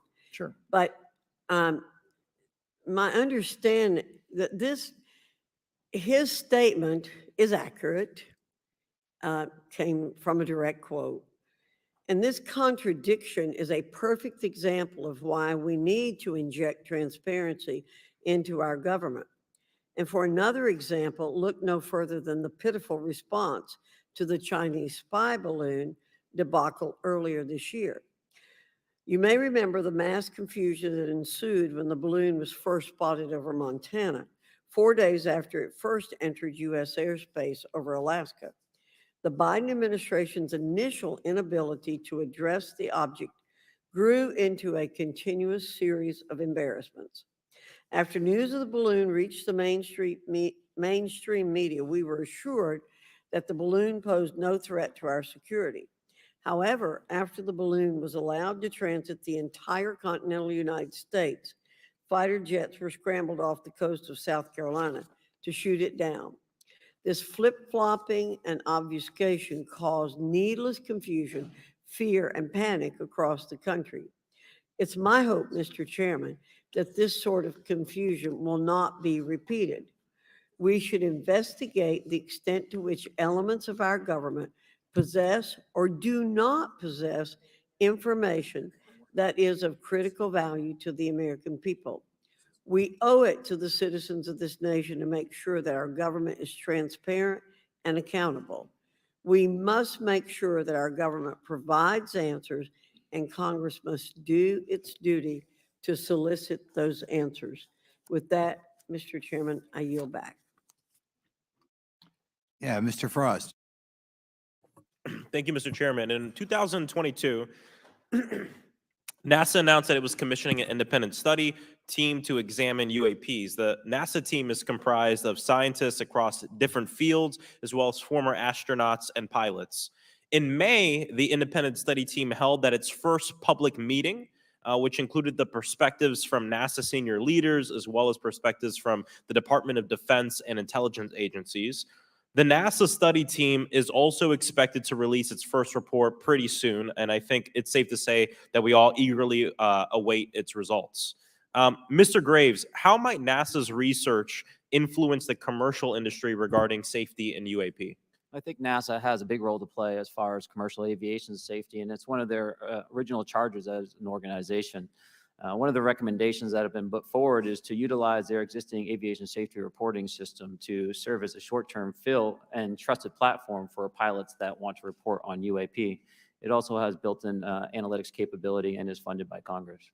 Gotcha. And also, Mr. Graves, are there any other industries that may be influenced by the NASA research on UAPs? And if so, how so? Well, I think there is a large swath of commercial capabilities that could be brought to bear on this topic, from space-based or ground-based sensor systems that are available open source or through commercial marketplaces. And I think NASA's work, as they work to identify and highlight specific parameters that can be found, we can take that information and promulgate this through the public sector so that we can have a more open conversation about what we're seeing. You know, in 2020, the Department of Defense released several videos of UAPs, including Mr. Fravor's experience, U.S. Navy pilots that recorded footage. In 2021, the Office of the Director of National Intelligence released a preliminary report on UAP events. NASA Administrator Bill Nelson stated that NASA would begin to investigate these events. In fact, I sit on Science, Space, and Technology Committee, and when we were doing a hearing with the NASA Administrator Bill Nelson, I asked, you know, why NASA needed to be fully funded. And there were many great reasons, but one of them was actually had to do with UAPs. He actually mentioned, you know, is there life out there? I don't know. And so either way, these actions ultimately led NASA to assemble the independent study team that I mentioned earlier. Also in 2021, Harvard University stood up the Galileo project to research and examine the origins of UAP. So it seems like both, you know, from NASA and in the higher education community, because of the work that y'all have done and people standing up, you know, I think we're seeing some of that stigma slowly going away. Mr. Fravor, do you believe that military pilots feeling empowered to share their UAP experiences has directly impacted the scientific community's research goals on this topic? I would say yes. I would say that, you know, starting in 2017, when it actually came out, it took that stigma away. I mean, I've talked to multiple senators who said prior to that, if you'd have mentioned UAP, you'd have been laughed off the hill. And now we're sitting here today for a public testimony on what's actually going on. You know, I'm hoping that this curve will be more of an exponential and we'll get more and more transparent to the level that we can. Yeah, yeah, and yeah, I mean, it's important. I couldn't imagine, you know, I'm not a pilot, but I used to fly gliders in Civil Air Patrol. Huh? Yeah, I got, yeah. Pilot? I mean, you know. And so either way, I mean, I couldn't imagine, you know, being in the glider and seeing something and then not feeling like I had the agency to talk about it. Mr. Graves, can you discuss the importance of seeking scientists to sit on your advisory board? Absolutely. I think ultimately this is going to be a scientific problem. And not only that, it's also an engineering problem. I've been working with the American Institute of Aeronautics and Astronautics to help them stand up a UAP integration committee to help integrate their engineering prowess into this problem. And so, yes, very much, I think this is an engineering and scientific problem as much as a national security problem. And how might Congress help to facilitate partnerships between the scientific community and the UAP focus groups within government? Well, I think one of the things they can do is to have these types of hearings to communicate to the public that this is a topic of interest. I think that there is a pseudo market, if you will, of interested capabilities and talent that want to approach this topic. And we're seeing that start to grow now. So I think continued conversation, reduction of stigma is going to allow that to flourish and allow answers to help generate themselves. 100%. Well, thank you all for being here and thank you for your work. I think it's important that we keep our top scientific minds focused on this issue and look for ways to increase collaboration. Thank you so much. I yield back. Mr. Comer. Thank you, Mr. Chairman. Let me say I want to thank you for having this hearing, and I want to thank Mr. Burchett, Ms. Luna for leading this hearing. And with that, I yield my 5 minutes to Mr. Burchett. Thank you, Mr. Chairman. I'm going to direct this, I believe, to Mr. Grush, but if any of you all feel like you need to jump in, just jump right in. We're good. Has the U.S. government become aware of actual evidence of extraterrestrial, otherwise unexplained forms of intelligence? And if so, when do you think this first occurred?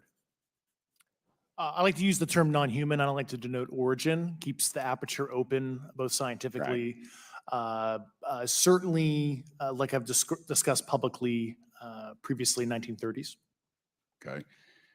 Can you give me the names and titles of the people with direct firsthand knowledge and access to some of these crash retrieval programs, and maybe which facilities, military bases that the recovered material would be in? And I know a lot of Congress have talked about we're going to go to Area 51, and and there's nothing there anymore anyway. It's just and we move like a glacier. And as soon as we announce it, I'm sure the moving vans would pull up. But please. I can't discuss that publicly, but I did provide that information both to the Intel committees and the Inspector General. And we could get that in the skiff if we were allowed to get in a skiff with you. Would that be probably what you would think? Sure, if you had the appropriate accesses, yeah. What special access programs cover this information, and how is it possible that they have evaded oversight for so long? I do know the names. Once again, I can't discuss that publicly and how they've evaded oversight.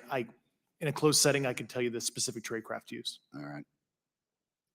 When do you think those programs began, and who authorized them? I do know a lot of that information, but that's something I can't discuss publicly because of sensitivities. All right. If any of y'all want to jump in on any of this, you're more than welcome to. What level of security clearance is required to fully access these programs? Well, anybody who has... and I say that because myself, Representative Gates and Representative Luna were basically turned away at one point at Eglin. So please go right ahead. Certainly difference between member access and say somebody like me, but anybody who has a TSSCI clearance and meets the eligibility criteria, the access adjudicative authority should be able to grant you access. Mr. Burchett, if you'll yield. So just to put a fine point on that, there's nothing that you're aware of that's above special access program classification. It's a misnomer that there's anything actually above top secret. Executive Order 13526 delineates the classification levels. Right. But I draw a point on that because we can have access to those programs. And so the notion that we're not being given that access sort of defies our typical muscle memory here in Congress. Thank you, Mr. Burchett. I'll yield back to you. Thank you, Mr. Gates. Along those lines, Title 10, you may not know this or not, but Title 10 and Title 50 authorization, they seem to say they're inefficient. So who gets to decide this, in your opinion, in the past? It's a group of career senior executive officials. Okay, are they government officials? Both in and out. Do what? Both in and out of government, and that's about as far as I can go there. Yeah. All right, well, that leads to my next question. Which private corporations are directly involved in this program? How much taxpayer money has been invested in these programs, to your knowledge? I mean, we know we audit the Pentagon every year, and I've been here 5 years, and they failed the dadgum thing every year. They lose over $1 billion a year, we think, and I was told the Department of Defense maybe 60% of their assets are unaccounted for, whatever the heck that means. In the public sector, you go to jail for that kind of crap.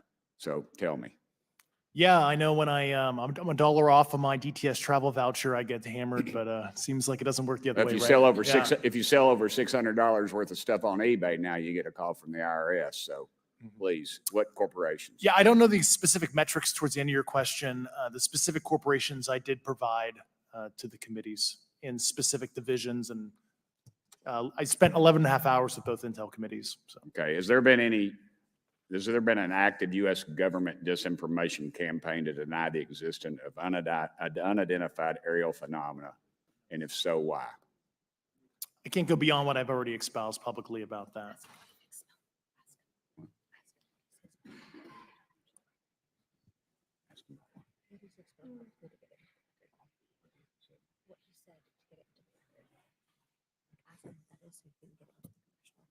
Okay, I've been told to ask you what that is and how to get it in the record.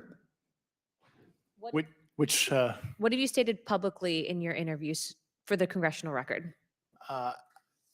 If you reference my News Nation interview, and I talk about a multi-decade, campaign to disenfranchise public interest, basically. Yeah. Thank I you. apologize, Mr. Chairman. I yield back negative 21 seconds. Thank you. Ms. Ocasio-Cortez? Thank you, Mr. Chairman, and thank you to our witnesses for coming here today. I do concur with the ranking member as well as several other members here on this committee that this is a committee for whistleblowers and for the protection of whistleblowers as well. So we understand what you're putting on the table here and what you're putting on the line here, and we thank you for that. Mr. Grush, you sat on the Unidentified Anomalous Phenomenon Task Force created in the 2020 NDAA, correct? Yes. There have been some things that that have been mentioned here during this hearing that I wanted to pick up on. Mr. Graves, you mentioned specifically during the answers to one of your questions, you named Boeing contractors being engaged in an incident regarding this red cube about a football field wide. I was wondering if you could speak a little bit about the interaction, or Mr. Grush, either of you, the interactions between defense contractor companies and any UAP related programs or activities. So I'll just say that the information about the contractor himself were provided by a witness, and I have no particular detail in that relationship. Mr. Grush. The kind of general unclassed wave tops, certainly the contractors, are the metal benders, so to speak. They're the ones actually doing specific performance on government contracts. Are they required to issue any disclosure regarding UAP sightings, or do they engage in any reporting around this? In terms of the contractors, Yes. not that I'm aware of. They do not. Okay. Now, when it comes to notification that you had mentioned about IRAD programs, we have seen defense contractors abuse their contracts before through this committee. I have seen it personally, and I have also seen the notification requirements to Congress abused. I am wondering, one of the loopholes that we see in the law is that there is, at least from my vantage point, is that depending on what we're seeing, is that there are no actual definitions or requirements for notification. What methods of notification did you observe? Like when they say they notified Congress, how did they do that? Do you have insight into that? For certain IRAD activities, I can only think of ones conventional in nature. Sometimes they flow through certain, I'll just say SAP programs that have cognizant authority over the Air Force or something. And those are congressionally reported compartments, but IRAD is literally internal to the contractor. So as long as it's money, either profits, private investment, et cetera, they can do whatever they want. To put a finer point on it, when there is a requirement for any agency or company to notify, or any agency to notify Congress, do they contact the chairman of a committee? Do they get them on the phone specifically? Is this through an email to hypothetically a dead email box?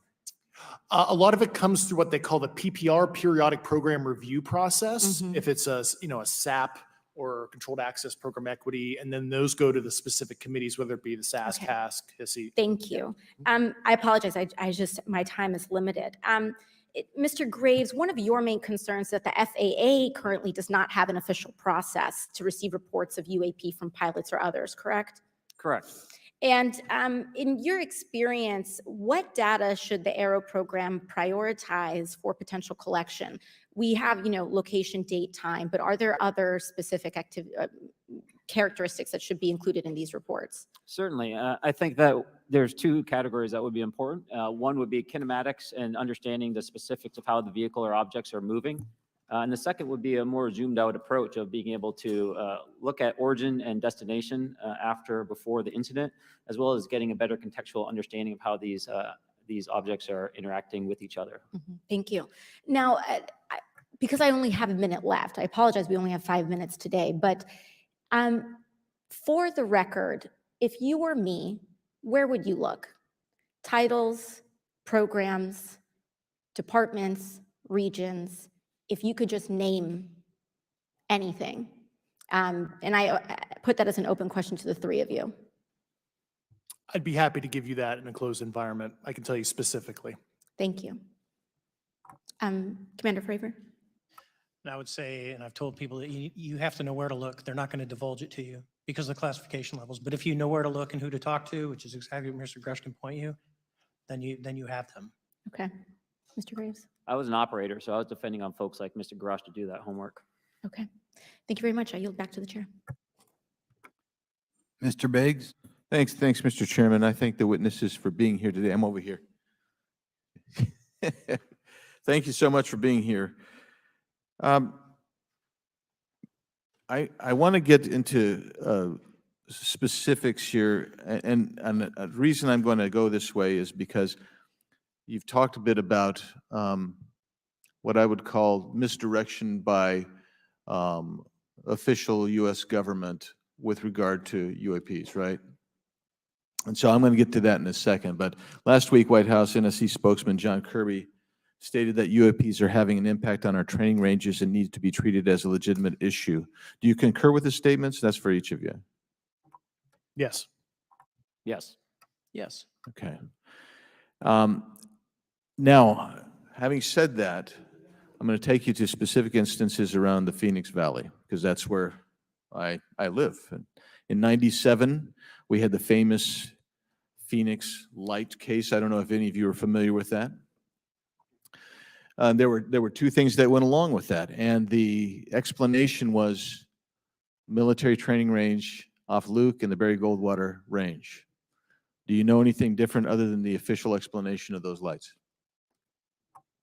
Only what's in the public vernacular about it. That was outside the scope of my duties. And if we wanted to, just my question along with my colleague from New York, Ms. Ocasio-Cortez, if we wanted to find out more about that, where would we go to find the files, and who would we address? And are you going to tell me we need to go to a SCIF so you can tell us in a SCIF? I could potentially give you a vector on that. That specific case, I'm familiar with it in terms of public, but I give you a vector in closed environment, yeah. That would be good, thank you.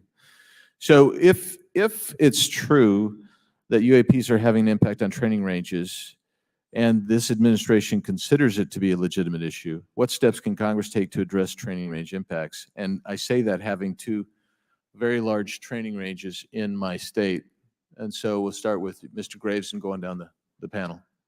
Some of the initial procedures have been implemented, such as within the United States Navy, that have a range failure report that gathers information from pilots. I understand that a service-wide reporting mechanism is still pending. However, that would be a great next step, not only for gathering information, but for showing the troops that it is an acceptable topic and reducing the stigma. Okay, please, all of you continue. Yeah, as a recipient of a lot of those training range reports, sometimes we only get contextual kind of oral reporting. It'd be nice if they attached all sensor data and there's a system in place that can handle multiple classifications of data. And that's an issue with the F-35, right? That jet was never built to be an ISR platform.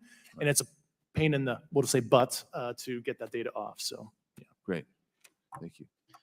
Yeah, I would agree with the previous two, being a user of those training ranges, that the data has to be out there. You have to acknowledge that you're seeing them, and then you have to collect the data. Right now, you get the report, someone says, I saw something, but no one collects the radar data to back it up and do research. Okay.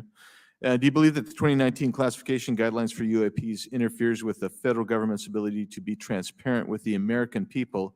And do you think we need to be more transparent with the American people? All of you, yeah. I'll say yes to that. Yeah, I'm familiar with at least the UAP Task Force 2019 Security Classification Guide. I think it's fair. I did actually help author that with the. You got a bias that way then. But I will say, I'll call it a lazy attitude about declassifying videos. I mean, I've seen some of the videos of the recent shoot down, and I saw no reason that couldn't have been released as long as they mask some data. The American people deserve to see that imagery and full motion video. I would think, well, in my opinion, I will say things are overclassified. I know for a fact the video or the pictures that came out in the 2020 report that had the stuff off the East Coast, they were taken with an iPhone off the East Coast. A buddy of mine was one of the senior people there, and he said they were originally classified at TSSCI. And my question to him was, what's TSSCI about these? They're an iPhone literally off the vacapes. That's not TSSCI. So they're overclassified, and as soon as they do that, they go in a vault, and then you all have to look for them. Yeah, so with the overclassification, that may be one way. Are there other ways that the DoD or intelligence agencies are keeping this information from the American people or even from Congress? I think part of that has been not encouraging reporting. If the problem is not something that can be measured, it's not something that's going to be fixed. Okay, very good. Well, I'm out of time, and I thank you, Mr. Chairman, and I yield back. First of all, without objection, Representative Nick Langworthy of New York has waived down the subcommittee for purpose of questioning witnesses at today's subcommittee hearing. And then we go to Mr. Burleson. Thank you, Mr. Chairman. Appreciate you guys coming out today, testifying. Look, I've been here for 6 months and I'm pretty skeptical. I don't trust anything in this town. And so I think that's because I'm from Missouri. You've got to show me, right? With that being said, there's been a lot of things that have been said in the public, Mr. Grush. And so I want to get down to, if we can, some specifics, right? So at one point you had said that there has been harmful activity or aggressive activity. Has any of the activity been aggressive, been hostile in your reports? I know of multiple colleagues of mine that got physically injured, and the activity. And I got by UAPs or by people within the federal government? Both. Okay, so there has been activity by alien or non-human technology and or beings that has caused harm to humans.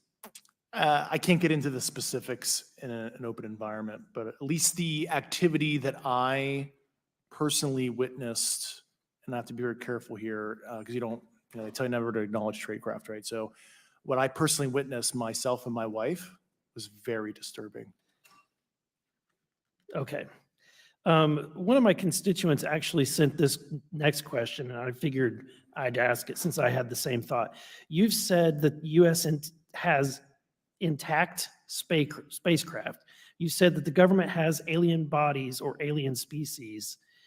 Have you seen the spacecraft? I have to be careful to describe what I've seen firsthand and not in this environment, but I could answer that question behind closed doors. Yeah. And have you seen any of the bodies? That's something I've not witnessed myself. Okay, and so with that being said, the other statement that has been made that was intriguing to me it's intriguing because my view has been that we are billions of light years away from any other system. And the concept that an alien species that's technologically advanced enough to travel billions of light years gets here and somehow is incompetent enough to not survive Earth or crashes is something that I find a little bit far-fetched. And with that being said, you have mentioned that there's interdimensional potential. Could you expound on that? Yeah, to answer your first question, and I'm here as a fact witness and expert, but I will give you a theoretical framework, at least to work off, to kind of espouse crashes, regardless of your level of sentience, right? Planes crash, cars crash, n number of sorties, however high, a small percentage are going to end in mission failure, if you will, as we say in the Air Force. And then in terms of multidimensionality, that kind of thing, the framework that I'm familiar with, for example, is something called the holographic principle. It derives itself from general relativity and quantum mechanics, and that is, if you want to imagine a 3D object such as yourself casting a shadow onto a 2D surface, that's the holographic principle. So you can be projected, quasi-projected from higher dimensional space to lower dimensional. It's a scientific trope that you can actually cross, literally, as far as I understand, but there's probably guys with PhDs that we could probably argue about that. But you have not seen any documentation that that's what's occurring? Only a theoretical framework discussion. Yes. Okay. Okay. Occam's razor is that these aircraft, have they been identified that they are being produced by domestic, military and contractors? Is there any evidence that that's what's being recovered? Not to my knowledge, plus the recoveries predate a lot of our advanced programs that I previously am witting of. So, would it be safe to say that there could be a scenario today where you have an aircraft that crashes And because it's been involved in one program from one federal agency, and but the agency that retrieves it is not aware of that program, and to them it appears alien in origin.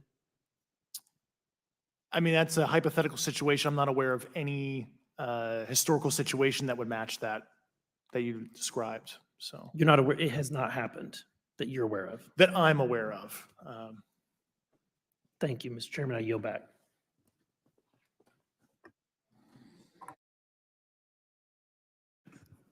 Several months ago, my office received a protected disclosure from Eglin Air Force Base indicating that there was a UAP incident that required my attention.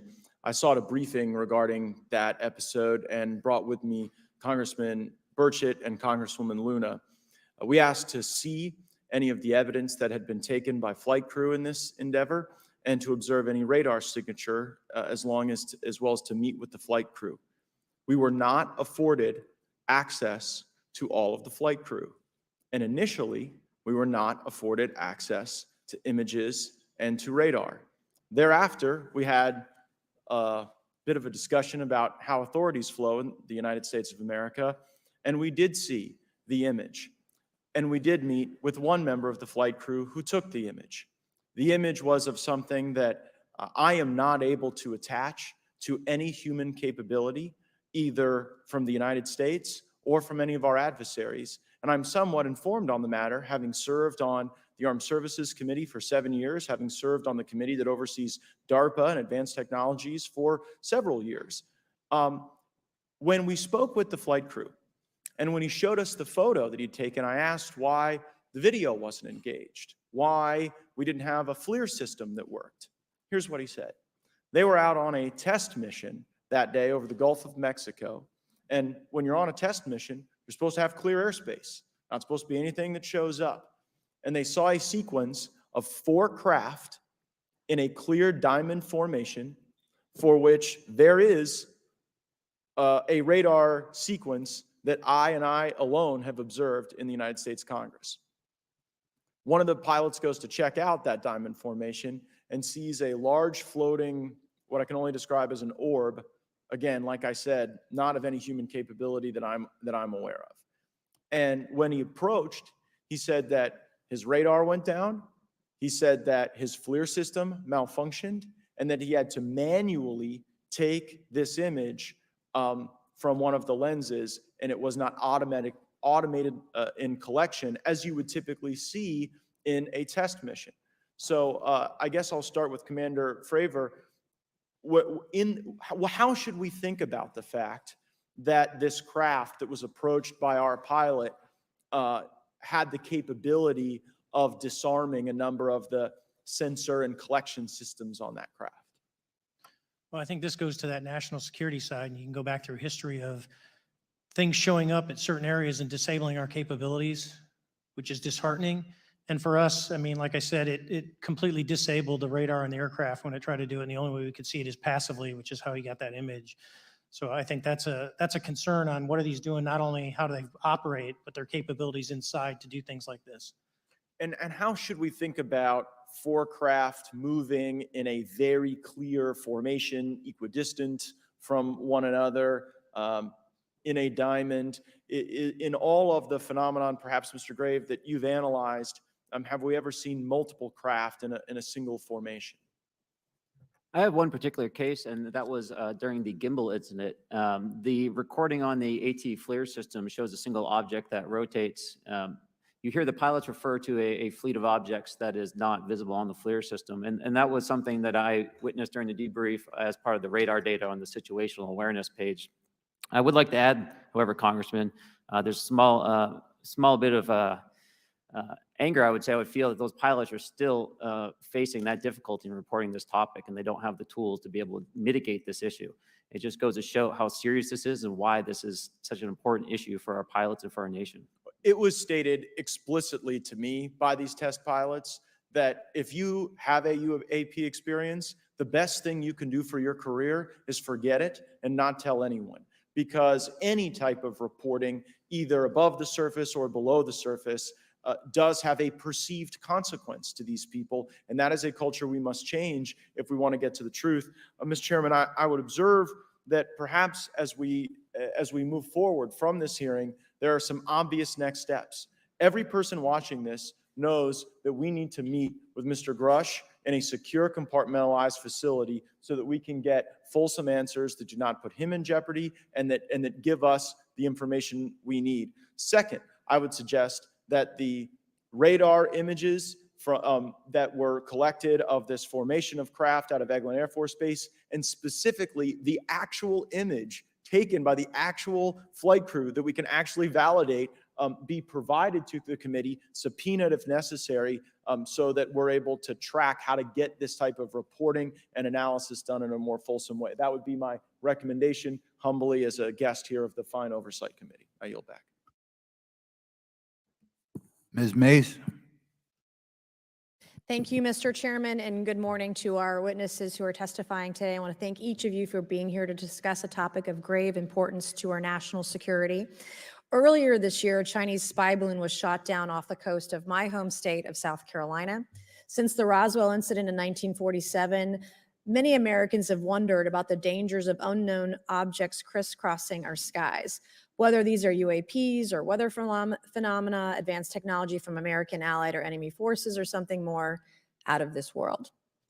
So my first question, I have several questions, and if we can just be quick on these first two, I'm gonna ask each of you the same question, and then I'll get to each of you individually. The first one, when you reported your experiences with a UAP, did any of you face any repercussions with your superiors, yes or no? No. No. I've actually never seen anything personally, believe it or not. So. All right. And then do you believe there's an active disinformation campaign within our government to deny existence of UAPs? Yes or no? I don't have an answer to that. As previously stated publicly, yes. I think previously with like Project Blue Book, yes, but currently I don't speak for the United States government. Okay, thank you. I have a few questions for Mr. Graves. What percentage of UAP sightings in your belief go unreported by our pilots? This is an approximation based off of my personal experience speaking with a number of pilots, but I would estimate we're somewhere near 5% reporting perhaps. So like 95% basically don't report seeing UAPs. That's just my personal estimate. In the incident off Virginia Beach, do you believe the Navy took the danger to your aircraft seriously after it was reported? Absolutely. A few questions for Mr. Fravor. As an expert naval aviator, have you ever seen an object that looked and moved like the Tic Tac UAP? No. Did the Tic Tac UAP move in such a way that defied the laws of physics? The way we understand them, yes. Many dismiss UAP reports as classified weapons testing by our own government, but in your experience as a pilot, does our government typically test advanced weapon systems right next to multi-million-dollar jets without informing our pilots? No, we have test ranges for that.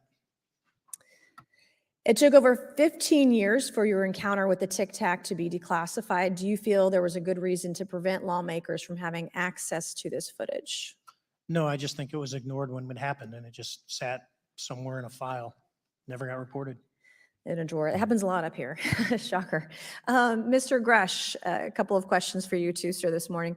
What percentage of UAPs do you feel are adequately investigated by the U.S. government of the 5% that are reported? I can only speak for my personal leadership over at NGA. I tried to look at every report that came through that I could triage. So. Do you believe that officials at the highest levels of our national security apparatus have unlawfully withheld information from Congress and subverted our oversight authority? There are certain elected leaders that had more information that I'm not sure what they've shared with certain Gang of Eight members or et cetera, but certainly I would not be surprised. Okay. You've stated that the government is in possession of potentially non-human spacecraft. Based on your experience and extensive conversations with experts, do you believe our government has made contact with intelligent extraterrestrials? Something I can't discuss in public setting. Okay, I can't ask when you think this occurred. If you believe we have crashed craft, stated earlier, do we have the bodies of the pilots who piloted this craft? As I've stated publicly already in my News Nation interview, biologics came with some of these recoveries. Yeah. Were they, I guess, human or non-human biologics? Non-human, and that was the assessment of people with direct knowledge on the program I talked to that are currently still on the program. And was this documentary evidence, this video, photos, eyewitness? Like, how would that be determined? The specific documentation I would have to talk to you in a skiff about. Gotcha. Okay.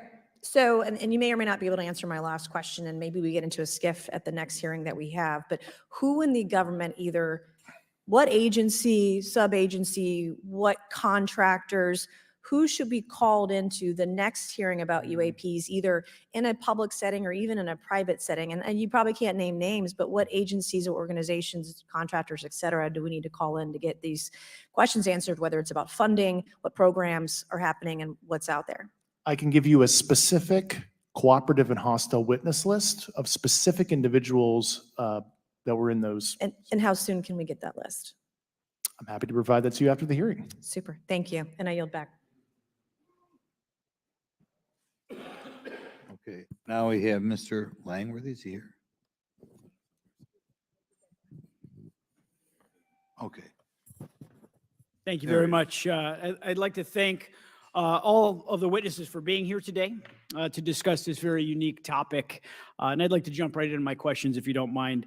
Commander Fravor, can you briefly describe your background? Yeah, I was an enlisted Marine, Naval Academy graduate, Navy, flew for 18 years, got a master's from University of Houston, and I've worked in the private sector for the last, 16 years, 17 years. I do a lot of defense work. So Really gold-plated credentials. Commander Fravor, we have all seen the floating Tic Tac video that you engaged with on November 14th, 2004. Can you briefly talk about why you were off the coast of San Diego that day?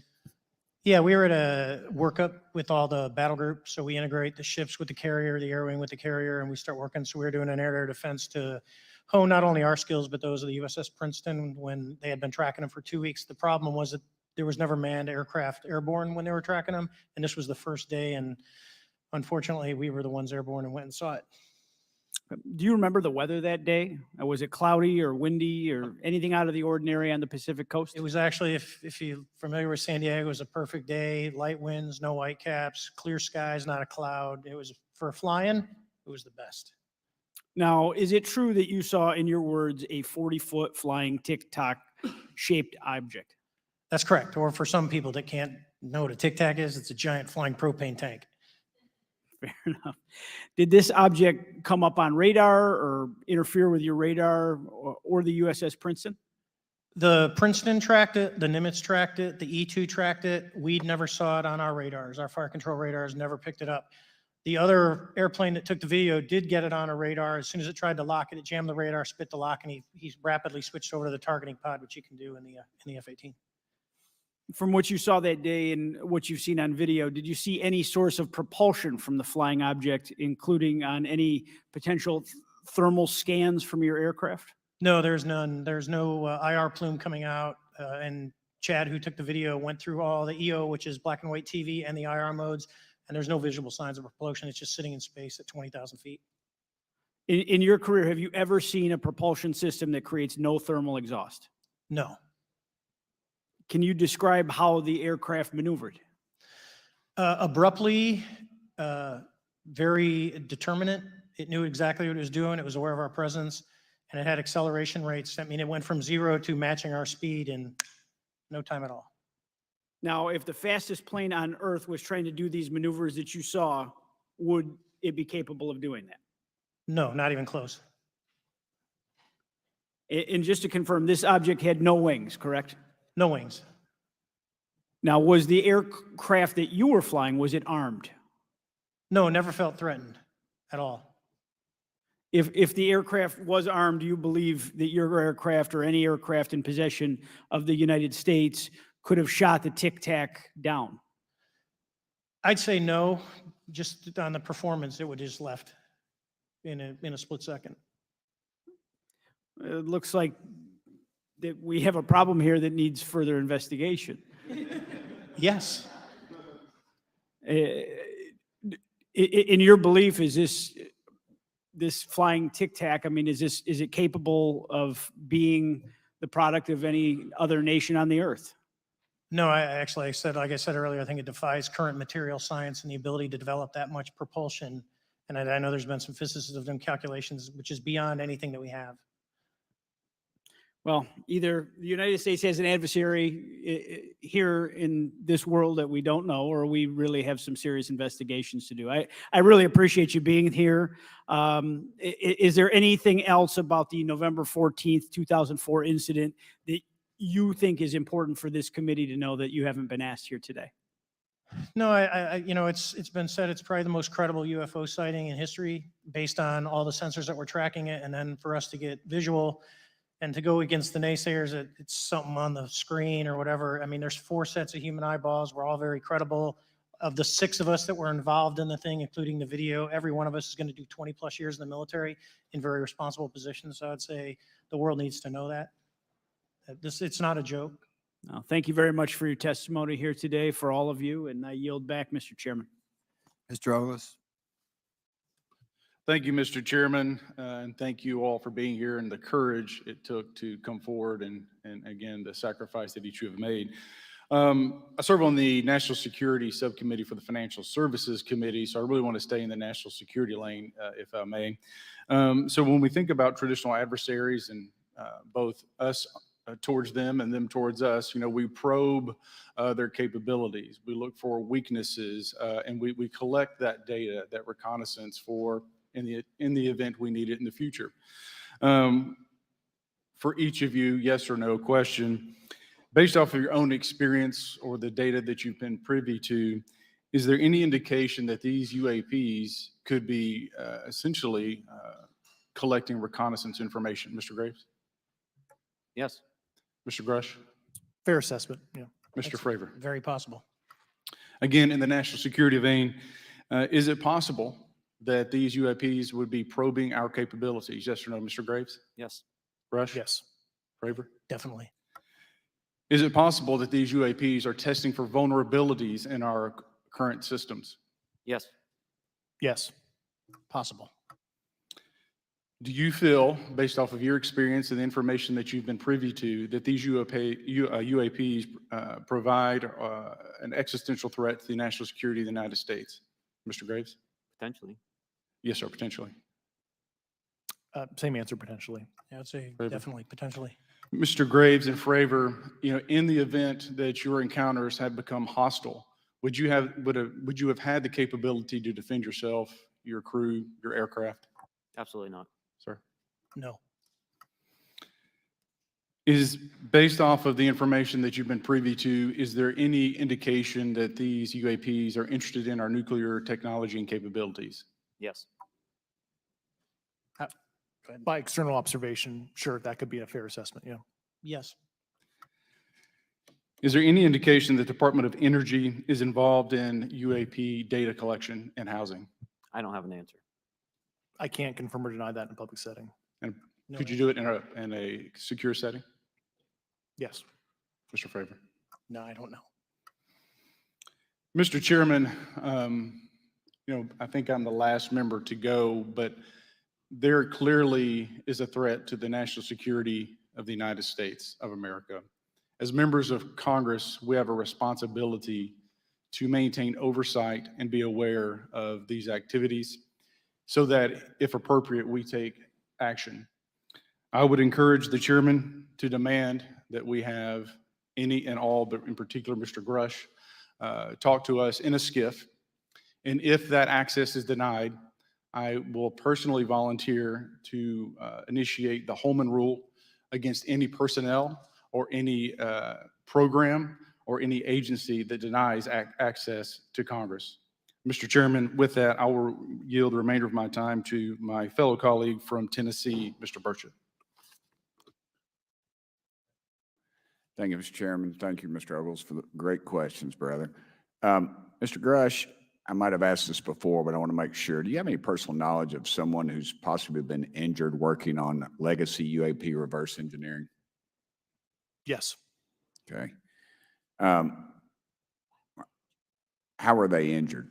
Is it something like a radioactive type situation or something we didn't understand? I've heard people talk about Havana syndrome type incidences. What was your recollection of that?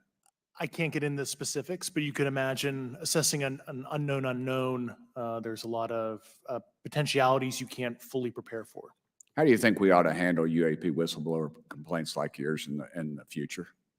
Yeah, there was some issue with mine. So, PPD 19 process, it goes to the intel committees, either through PPD 19 or ICD 120. There's not a good way for the intelligence community inspector general to provide that to other committees. And I asked my information to be sent to the House and Senate Armed Services Committee because there are Title 10 equities at play, but there was no smooth process to do so. Yeah. That's a trash can. Are you aware of any individuals that are participating in reverse engineering programs for non-terrestrial craft? Personally, yes. You know any that would be willing to testify if there were protections for them? Certainly closed door and assurances that breaking their NDA, they're not going to get administratively punished for so. Yeah. I yield, Mr. Chairman. Thank you. I'm going to do something a little bit out of the ordinary here. We're going to give 3 people a chance at an additional 3 minutes. So Mr. Burchett, do you want to keep going? Why don't you come back to me, Mr. Chairman? Ms. Luna, if she's is she on that list? Sure. Chairman, I'd like to submit for the record an article by News Nation, and it follows Mr. Grush's full interview for the record. Without objection. Thank you. Mr. Grush, why is it that you referred to the phenomenon as non-human intelligence? Why deviate from the basis of extraterrestrial life? I think the phenomenon is very complex, and I like to leave an open mind analytically to specific origin. When you say specific origin, are you referring, can you elaborate on that for those that might not? If it's a traditional extraterrestrial origin or something else that we don't quite understand from either a biological or astrophysics perspective. Yeah, I just like to keep an open mind on what it could be. Yeah. Okay. And referring to your News Nation interview, you had referenced specific treaties between governments. Article 3 of the Nuclear Arms Treaty with Russia identifies UAPs. It specifically mentions them. To your knowledge, are there safety measures in place with foreign governments or other superpowers to avoid an escalatory situation in the event that a UAP malevolent event occurs? Yeah, you're referring to actual public treaty in the UN Register. It's funny you mentioned that. Yeah, the Agreement on Measures to Reduce the Risk of Outbreak of Nuclear War signed in 1971. Unclassified treaty publicly available. And if you cite the George Washington University National Security Archives, you will find the declassified in 2013 specific provisions in the specific red line flash message traffic with the specific codes pursuant to Article 3 and Article, also Situation 2, which is in the previously classified NSA archive. What I would recommend, and I tried to get access, but I got a wall of silence at the White House, was those specific incidents when those message traffic was used. I think some scholarship on that would open the door to a further investigation using those publicly available information.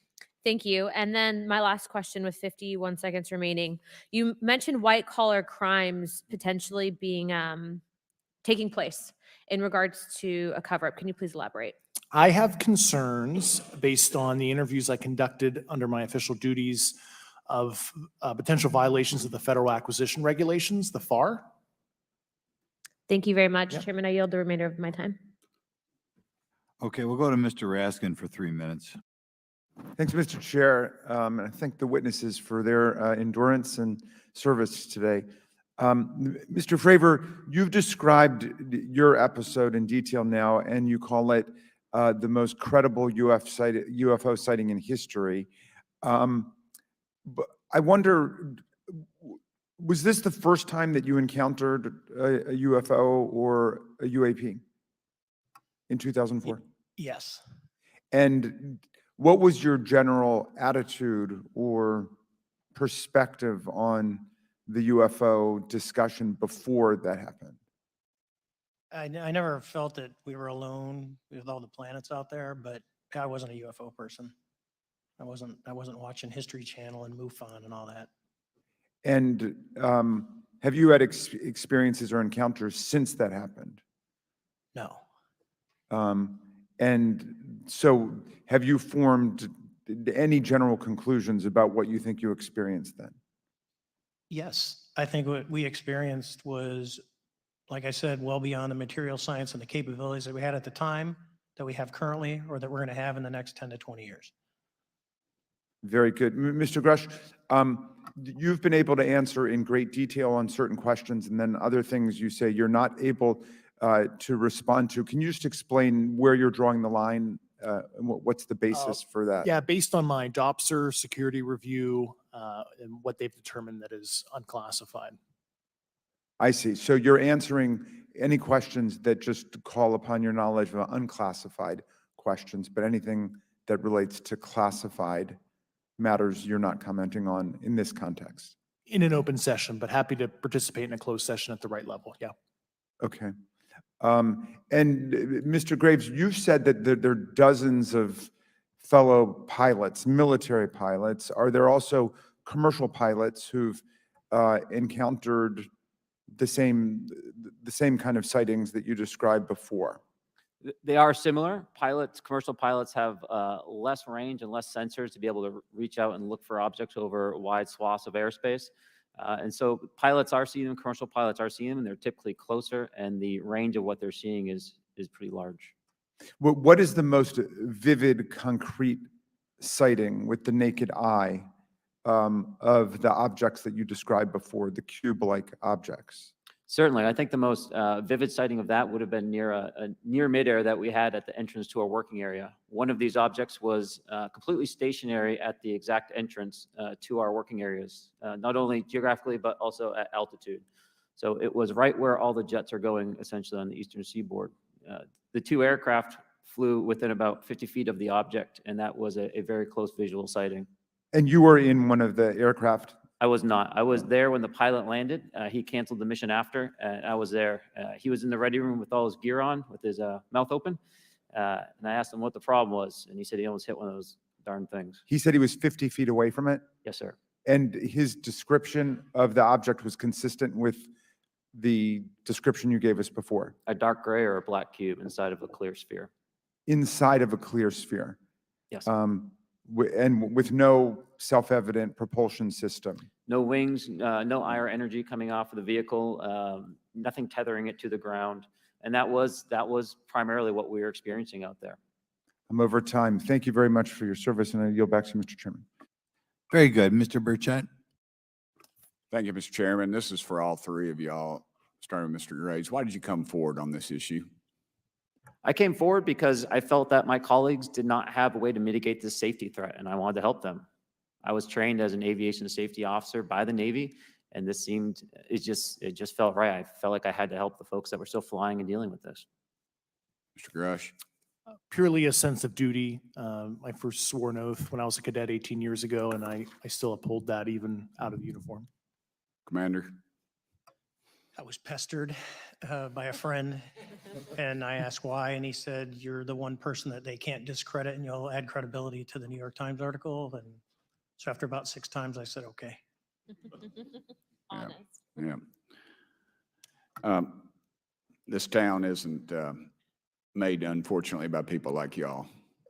We thank y'all. And I do want to also thank the people in the audience and the people that are watching this that can't be, people all over the world that have kept this issue alive. You've endured criticism and derogatory remarks, and we're trying to get to the bottom of it. And so God bless y'all. Thank y'all so much. We really appreciate you guys and gals.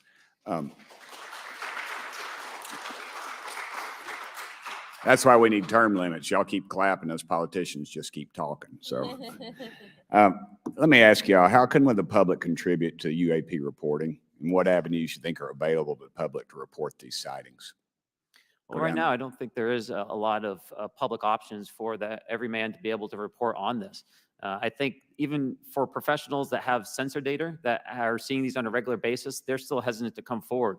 And so for the general public, I think encouraging the conversations that we're having today, looking for technology solutions that can be distributed so that objective data can be gathered is the first place to go. Mr. Grush?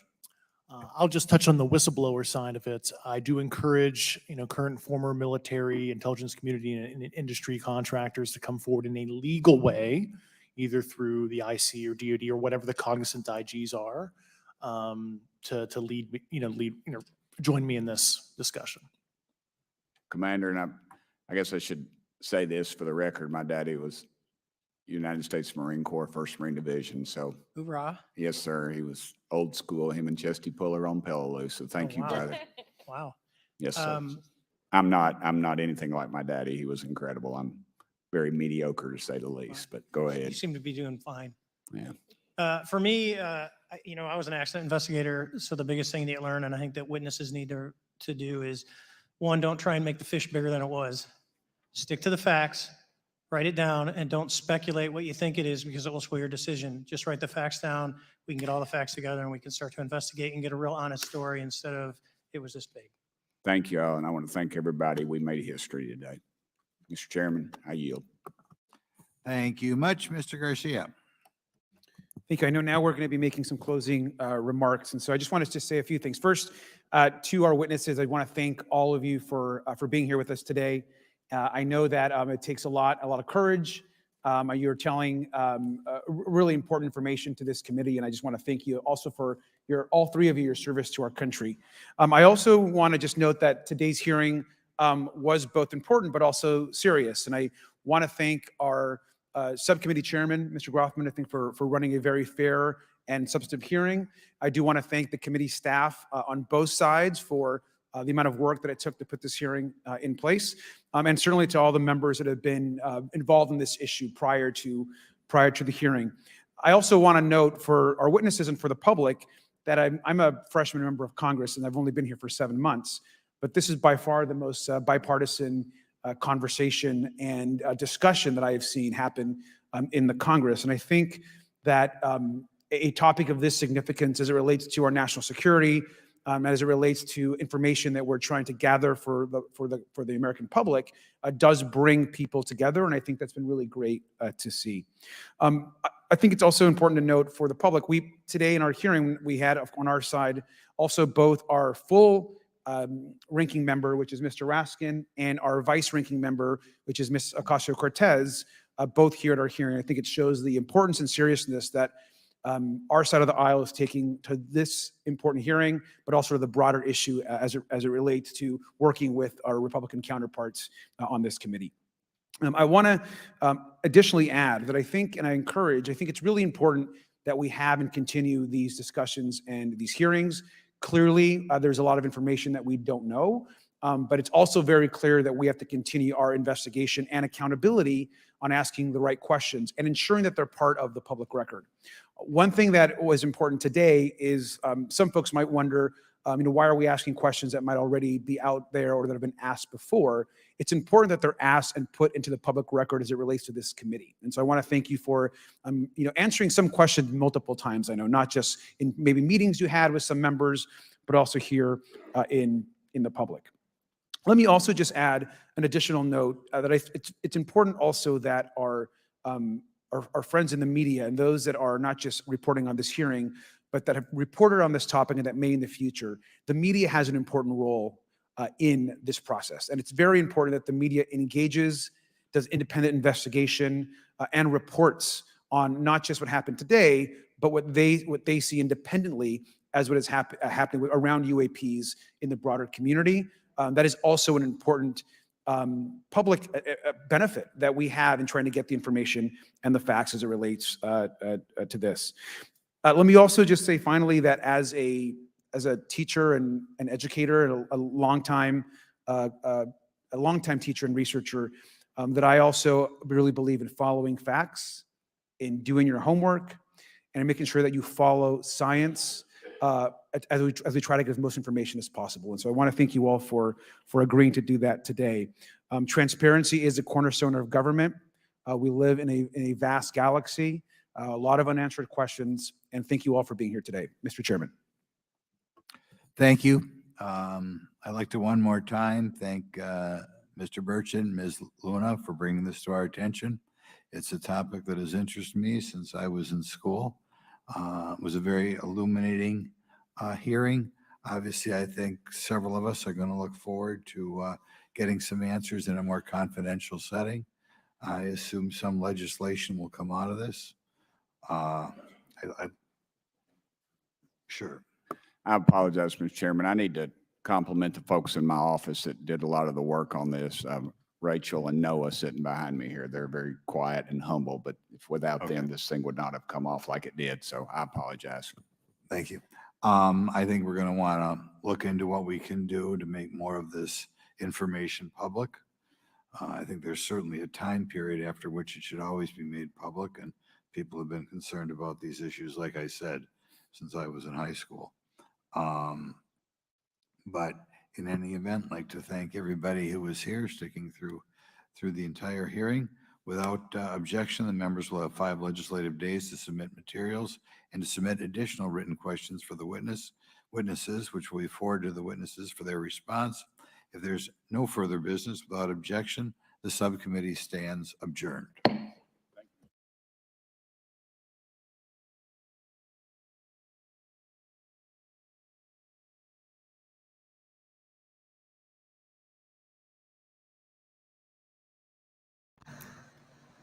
And there you go. I'm very curious to see what you guys think. Nicole, want to start? We're adjourned. We are adjourned. You can all now go to lunch. I'm also going to bring in Coleman. He can jump in too after you share your thoughts. Oh, go ahead. Take it away. Coleman, are you there? Unmute yourself. And, I was going to go on camera, but I'm frozen because I'm feeling a little better. Coleman, if you're there, unmute yourself. Yeah, it's frustrating that. Hey there, can you hear me? Yeah, go ahead. Go ahead, Coleman. Yeah, well, I really don't know what to add to what everyone else has said. It was just an astonishing hearing of historic proportions. And obviously, we're going to see some skiff activity going on pretty soon by the sounds of it. Yeah, I think the biggest concern, me included, is when and how are we ever going to see this information that's only talked about in a skiff or in a classified setting? It's frustrating. One of the things he said, which I think is really important, he said it took him 4 years to investigate when he was talking about, looking into crash retrievals in that program and everything associated with it. 4 years and 40 witnesses. So you have to think, if there's nothing to this, then he was lied to.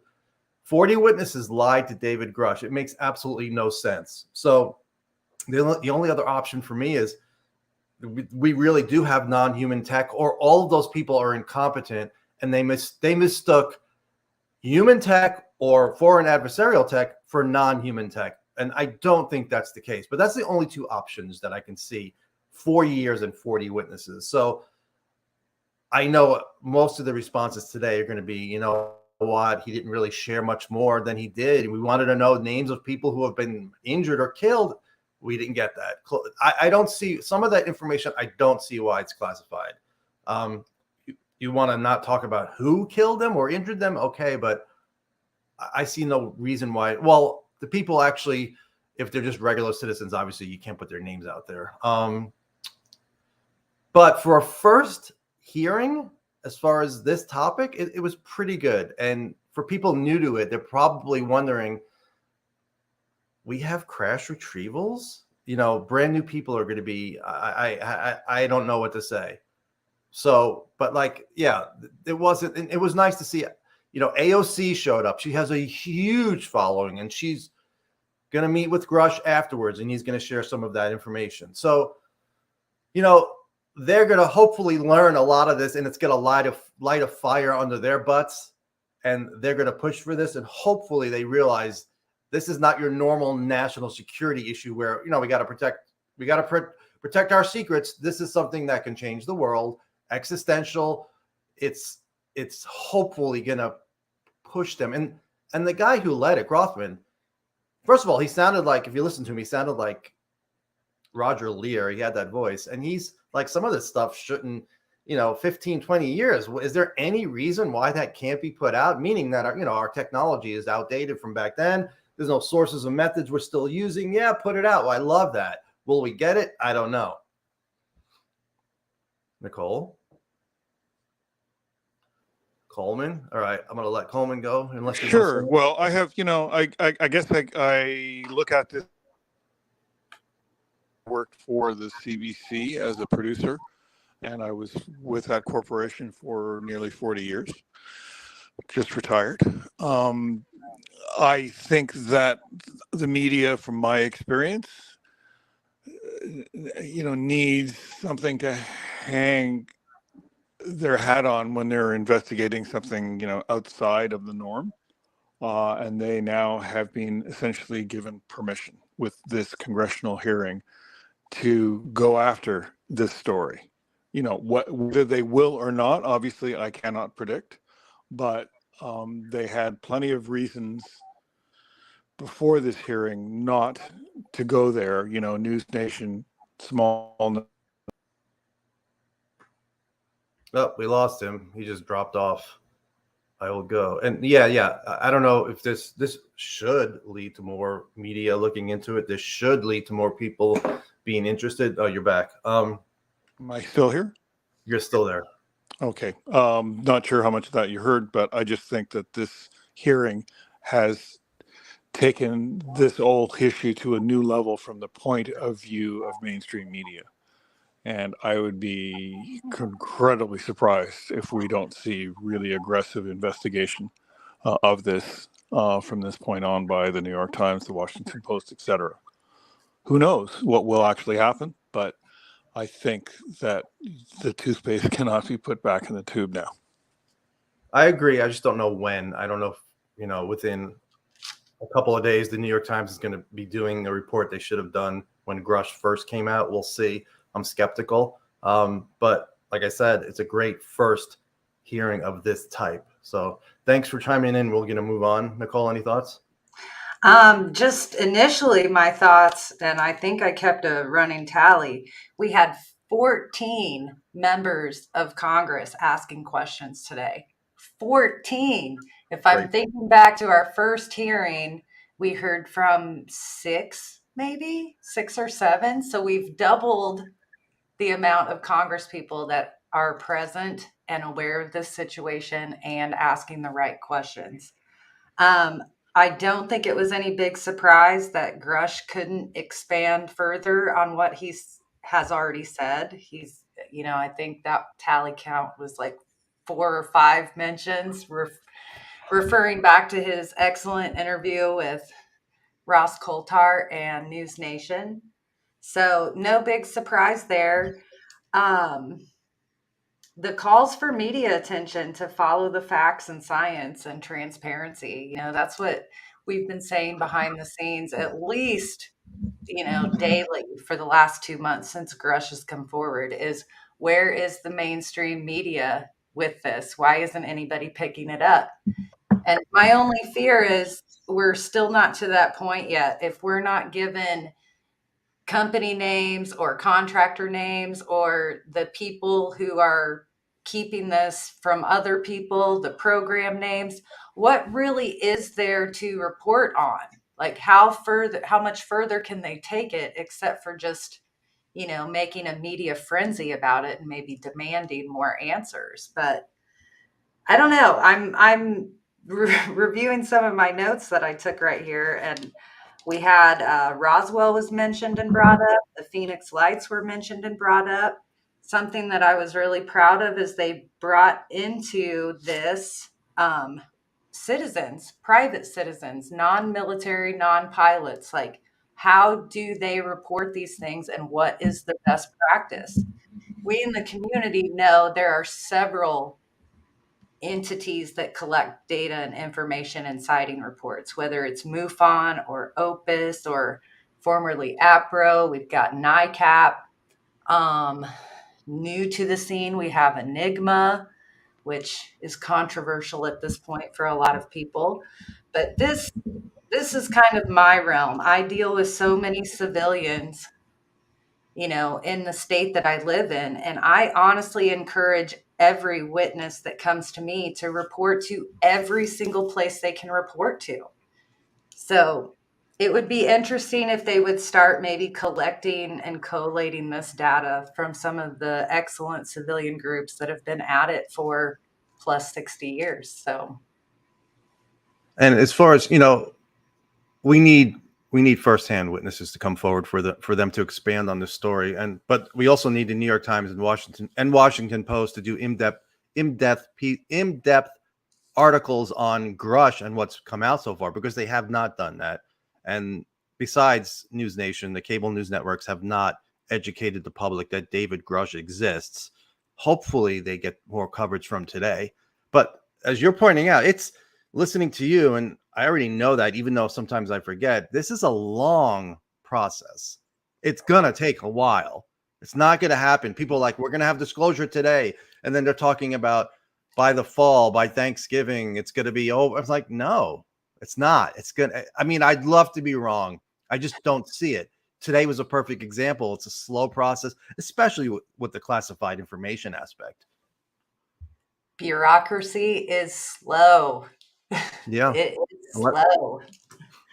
DRP. I Go did like, I don't think I had heard this term before, but maybe Grush mentioned in his News Nation interview and I didn't pick up on it, but administrative terrorism from the upper echelons, like that caught my attention when he put it that way. You know, they're literally terrorizing their own underlings to be afraid for their careers or to further, you know, to stop them from furthering looking into this. Like this sort of terrorism, I guess it's domestic terrorism if we want to label it further, you know, that has been going on all the way back to Roswell. You know, witnesses being intimidated, threatened with their lives, threatened with their families' lives, threatened into silence. So that is 80 years of this form of, yeah, I think he hit the nail on the head, terrorism. Yeah, and he said it was brutal what was done to him, and he mentioned his wife. When I met him, his incidents he told me about were not brutal. They, you know, it sucked that it happened, but I want to know what else happened. I really want to know what he means by administrative terrorism. Yeah, and then interesting how Merrick, who was an advisor to Obama. He's on UFO Twitter, writes a lot of articles for The Hill. He noticed that Charles McAuliffe, who was the first inspector general, he was sitting behind Grush, because early on the people were like, oh, the law firm is not standing behind Grush anymore. He's not their client. And it was nonsense. And McCullough, this guy, he's still representing him as far as I know. And then James Clapper was sitting on the right. I know there are people who hate James Clapper because he apparently lied under oath during one of the hearings, but somebody like that, Lou Elizondo has mentioned Clapper before. So we need people that with that kind of public face that people, regular Americans, know, oh, I know that guy. Really? He's saying that? So I don't know how much he knows about this, but he's been part of this conversation for a couple of years. Dan, or DRP, if you unmute yourself, you can share your thoughts with us. There you go. Go ahead, DRP. Yeah. Well, I don't know if you guys know, but News Nation is interviewing now Corbell and Knapp. So if you guys aren't tuning into that, you might all want to kind of put it on and listen in the background. Thanks. Yeah, I agree with what you guys were saying earlier. I think the real issue now is the classified data. I mean, I like that we're getting this info, and I think good things would be discussed, but that kept time and again being the roadblock. And I think that's the next thing that we need to, or hope they concentrate on, is overcoming that. Because I don't know how much further we as the public get until that barrier is at least somewhat breached. We saw that kind of carry over from the first hearing. You know, a lot moved to these closed sessions, and we still have not gained details from that, except for the people that were a part of those closed sessions coming out of them pretty much with their skulls blown open. You know, they're like, okay, Right. I Right. heard And we're like something, I dependent saw upon something, them. I can't talk about it, but yes, No. it's this, and this. So at this point, you know, it's like, oh, what did Burchett call it? That communist Chinese TikTok app. Yeah, You know, at that this dag point, that's namming. how I feel, you know, coming out of these hearings. We get like the TikTok like reaction video from it. You know, it's like, oh my God, I saw a longer video. Or that's where I was joking before the broadcast, you know, the cows out of the barn, lock your doors. Like, Yes. I love that. But yeah, I think they're going to get their skiff. I mean, if they don't, after calling it out like this in today's hearing, like, it's just ridiculous. Like, they're planning their skiff as we speak. I hope Grush is handing, was it Getz? She asked for that page of the contractors or companies or SAP programs, and he was like, I'll hand it to you afterwards. I hope that's in her hands as we're speaking right now. So, And we can use David Rudiak's skills and blow up that picture and have the list of all the contractors. Yeah, and I trust that will happen. I wonder about its ability to find us short of something, you know, illegal leak wise. So Right. you know, that's my concern now. But other than that, it was great. It was about what we could have expected at this point. So Yeah, I will say this also, you know, this is homework we as a community need to do. You know, we need to file FOIAs for all of this stuff, all these interactions, everything that you can put on paper and send a FOIA request in for. Do it. It's cheap. It's not hard to do. You'll get a return or you won't get a return, and you'll be able to fine tune it and send it back in. Can't Yeah. leave all the FOIAs to John Greenwald.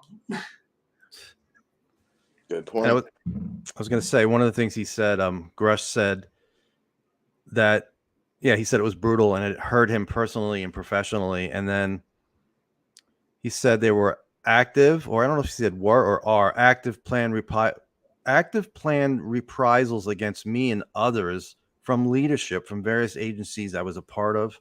And he says, like we said, colleagues were brutally and administratively attacked.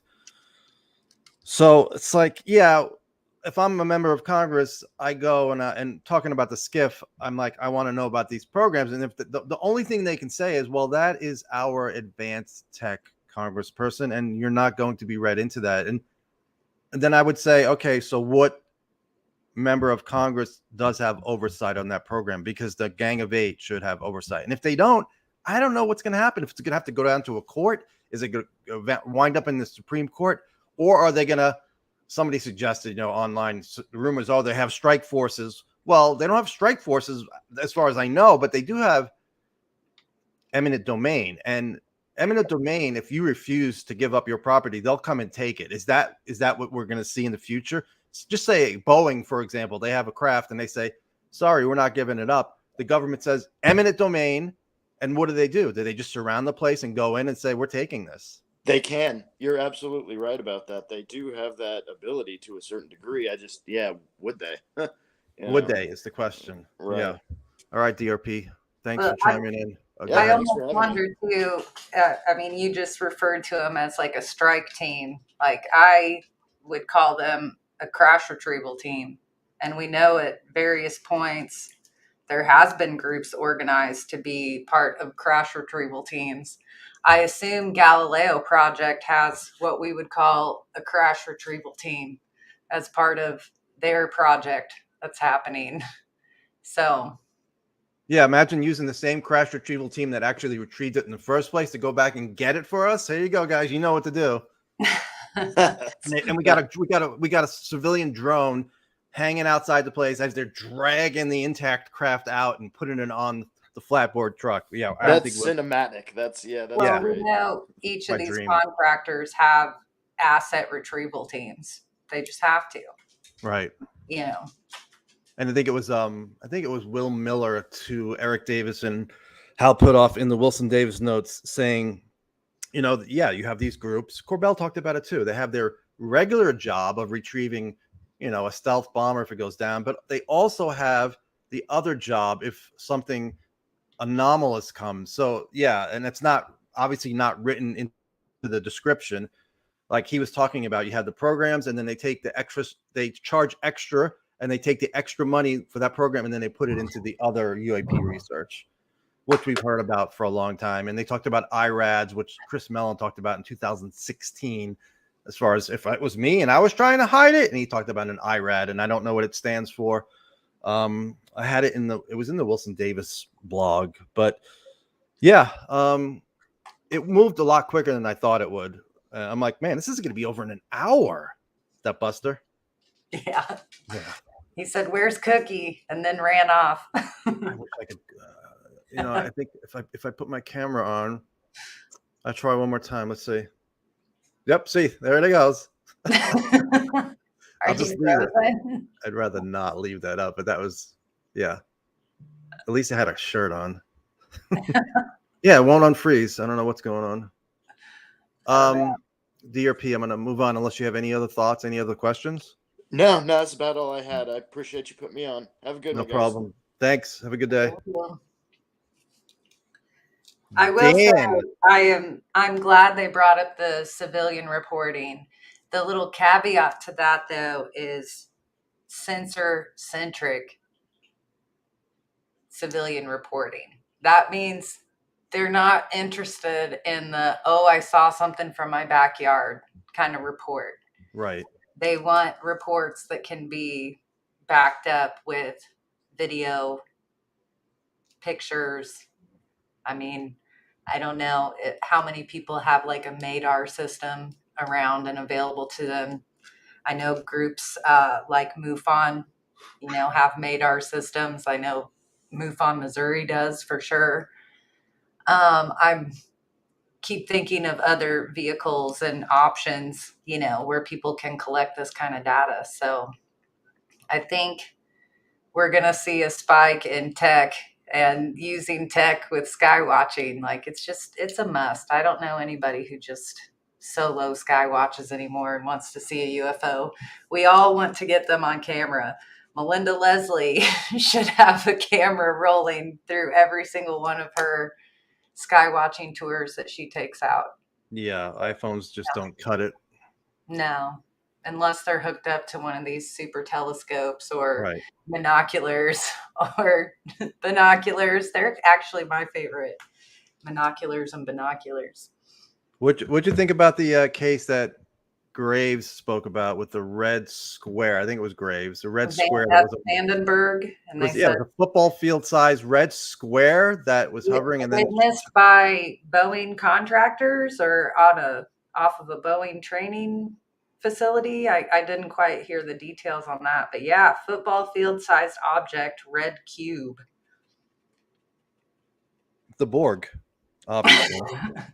Well, you know, I think this is one of those things that we need more details on it. If you're talking about a red cube, in my triangle craft research, I noticed a lot of times the triangle was described as a rectangle until it would do the tilt and you could see more of the object. So is that a scenario like this? Was it a triangle you're seeing from the side? Because those are reported with the bright red glowing orb at the center of them. So that it makes my mind wander until we have more details on that. I hate to really speculate. We heard him drop this black or dark gray cube within the sphere so many times today that maybe I'm just associating this red cube with that. But yeah, that's definitely more interesting details. Vandenberg Air Force Base. Yeah, that was new to me. Dan, unmute yourself and Share your thoughts. Yeah, hey, I think I'm just curious, like, what do we expect on the Senate side of things? Like, where will the Senate pick up on what the House has already kind of started here now that, we're getting some validity to be kind of presented to the American public based on all of this happening in front under oath? I think this is going to snowball. Like I pointed out earlier, we had 14 members present today. I might have missed one or two, but my count was 14. And so I think this will just snowball and continue to grow. And at this point, I know there's 3 committees that are pretty much committed to this. They're sharing the same kind of language, and really trying to move this ball forward. So I think with the powerhouse of people included in these 3 committees, today has kind of really set the bar for them to continue forward and ask the tough questions, even if they're going to get that response of, I can't tell you now, I'll tell you behind closed doors or in a skiff. Like, it's still important that we hear those questions asked. And I think we'll continue to hear that out of the Senate side as well. Especially It's- especially when they asked about, have we had contact with these extraterrestrials or whatever they are? And he's like, I can only discuss that in a closed session. That should not be classified. And I know it is, but it should not be. That's not sources and methods. But the fact that he said that will make people like, oh, well, obviously there's something there. Yeah, it's yes. It's saying yes without saying yes over and over again, right? This overclassification seems to be a hot button, big issue. There's just not valid reasons for this to be overly classified in a lot of cases. And I think Mr. Fravor did a good job of pointing that out, and so did Graves. And I think Grush said he was okay with the way the classification was said because he actually played a role in writing it. He said, I'm kind of biased, if I'm remembering correctly. But yeah, Graves pointed out, I don't remember Fravor saying great, but yeah, Graves said, you're not going to get any of this information unless you adjust the classifications, and we'll see if that ever happens. I don't know.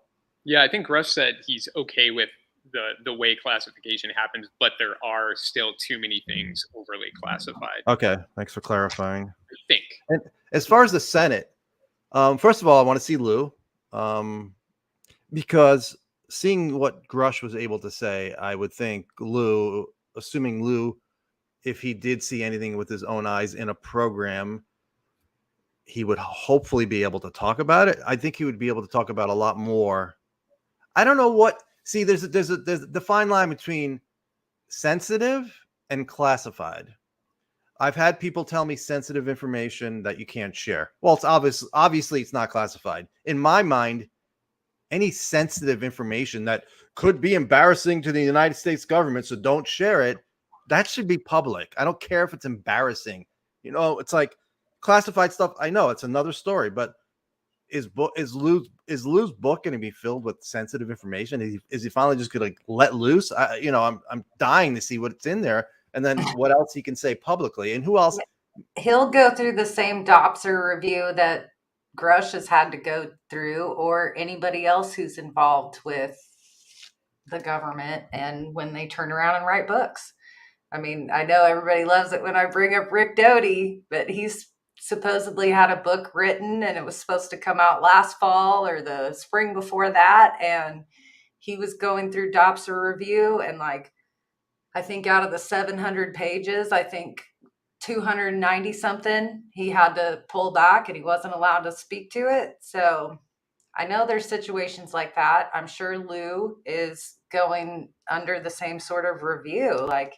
It's kind of like Grush not being able to say these specifics publicly. I really don't see how Lou Elizondo could and Grush can't. What do you guys make? Maybe you talked about this already. What do you make of what Grush didn't say here in this testimony that he did say in the News Nation interview? I think that was all just to save time. I mean, today they're, limited with how much, minutes they can spend between each people or asking questions. I think they were trying to give everybody their fair shake. And yeah, I mean, it was a little flippant, it's like, oh, refer back to my News Nation, News Nation, News Nation, Right. which we've seen an hour of that. But we know from Ross talking about it with on Need to Know with Bryce and some other shows that he's been on. He was with Grush for 9 hours. That's 9. We've seen 1 hour of 9 hours worth of information. So hopefully more of that can be edited to look nice, or they'll release the whole version, or however they can make that work. But he also said today that he's given testimony, 11 hours worth of testimony. So I think there's definitely more to come. It's just how can they squeak it out legally through these proper channels and not get anybody in trouble. Alexis, I know you want to join in, but it says devices not connected. So I don't know if it's microphone or camera. I don't know how to fix that. I've seen that before. Yeah, and Grush, again, he was impressive in the News Nation interview. He's even more impressive today. The guy knows everything about the system. He's like, oh yeah, that's form 12565 and da. He knows everything. He's really similar to Eric Davis like that. Eric Davis, same thing. It's like, ask him something. He's like, and he gives you more detail than you would ever expect. So I don't see us getting a better witness than him, except we have to have the firsthand witnesses, obviously. And he didn't answer the question as far as what he had seen, which I don't understand why he can't say, yes, I've seen a craft from 30 feet away in a facility. I don't understand why he can't say that, if that's the case. What do the photos show? Describe the photos. What kind of crap are in these photos that you're seeing? Why can't you describe that? It's frustrating. And then just like just like Lou supposedly was in a facility, allegedly. But yeah, Grush just comes across as so professional, so on top of this. I can't think of a better spokesperson, quote unquote, for this topic than him. I mean, I know there are other people, obviously, we're going to hear from eventually. Lou's up there too, and Mellon, his interview on News Nation with Chris Cuomo was really good. And Cuomo, I know, has issues, but he's a really good interviewer. I really thought he did a great job of showing how ridiculous this is. If we're really dealing with a non-human intelligence, that it's been kept from us, CNN has published an article about the hearing, and they have completely left out David Grush's allegations of a crash retrieval, reverse engineering bodies. It is just absent from the article. I just tweeted to Noah Gray, CNN. He's a senior producer at CNN who was tweeting quite a lot in the last 12 hours about this hearing. His byline is on this article, amongst other authors. But they just skip. They just say Grush said. I can read you the. See if I can just find the line that they actually make one reference to David Grush. Was he tweeting? Was he tweeting about Grush and what Grush was saying as it was happening? No. And this is an article written by a whole bunch of different people. They say David Grush, a former Air Force intelligence officer, alleged that the government has covered up its research into the unidentified sightings, and said he reported information, just information, to the Intelligence Community Inspector General. And then they go back to Fravor and Graves and so forth. But that's all they say about Grush. And there's no mention whatsoever of the U.S. government being in possession of non-human technology and biological specimens. I mean, it's the most explosive thing about the hearing, right? It's the most explosive thing about the hearing, and it's the one detail CNN leaves out. That's disappointing. Baby steps. It's not only disappointing, it's revealing of something. There's some reason they are leaving that out, and I mean, like to know why. It could be a bias on the actual journalist who's writing. I don't know. Or a top-down company policy saying we're not going to make reference to that. I don't know, but as a media person myself, I'm obviously real interested. Grush was asked the question, who decides classification, and he said, I could tell you all of that in a private setting. Once again, but I'm really curious if CNN totally ignores it. I'll give them a couple of days, give them the rest of the day and tomorrow. And if they don't, I mean, I would expect you might get the same from the New York Times. I want to see what's the New York Times defense writer, Julian Barnes. I'd love to see how he handles this. So would I. We will see, and CNN may well end up having to report this, but it's just curious that their first article, out of the gate, after the hearing is concluded, that talks about lots of other things that were talked about at the hearing, but just leaves out that rather important detail, and I just find that really revealing. Yeah, that's really hard to believe how you can cover this. And granted, the question still remains: where are the firsthand witnesses? That's what we need to hear from. We all know that. We're all familiar with it. Like I said, I showed it to my friend last night who's not really into UFOs. He's like, I want to hear from the guys. I don't want to hear from this guy. I'm like, well, this is the guy we got, and it takes a lot of guts to come forward. So we listen to him right now, and we hope for the firsthand witnesses. He said they were willing to come forward behind closed doors. We need to see them. I mean, it's first step is fine. Get Congress, members of Congress who are going to follow up, and they meet with these firsthand witnesses. We got to hope they realize how momentous this story is for the planet, that they have to get the information out, somehow figure a way out, because we're stuck again. Before it was stuck, 20 years ago, we were asking the same questions. How are we going to get information about these programs that are hidden away? Now we have a whistleblower, but we're still stuck. How are we going to get the information out? And if they do confiscate craft, are they going to tell us about it? So good hearing, but questions and the same issues still remain. Dan or Coleman, feel free to jump in. I don't see anybody else on here.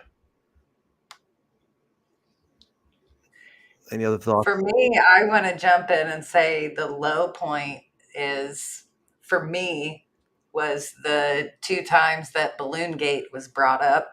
I just think it's completely unnecessary. Is that the one I was out and we're at pause? Is that when it got brought up? Fox brought it up, FOXX, and I think Getz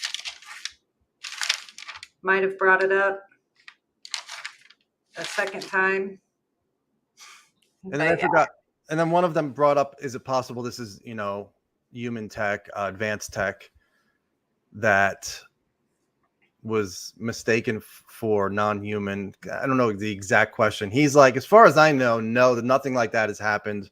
It was brought up in the context of Roswell. Like, we've heard about these balloons since Roswell. And, that was kind of like, I hear Don Schmidt going, but that's the bullshit cover up. It's like, we've proven that whatever balloon excuse they've given us with Roswell just does not stack up. Just like the crash test dummy theory doesn't crash up either, or shake out either. So here, let's bring up this crazy, wild balloon gate that it infuriated me.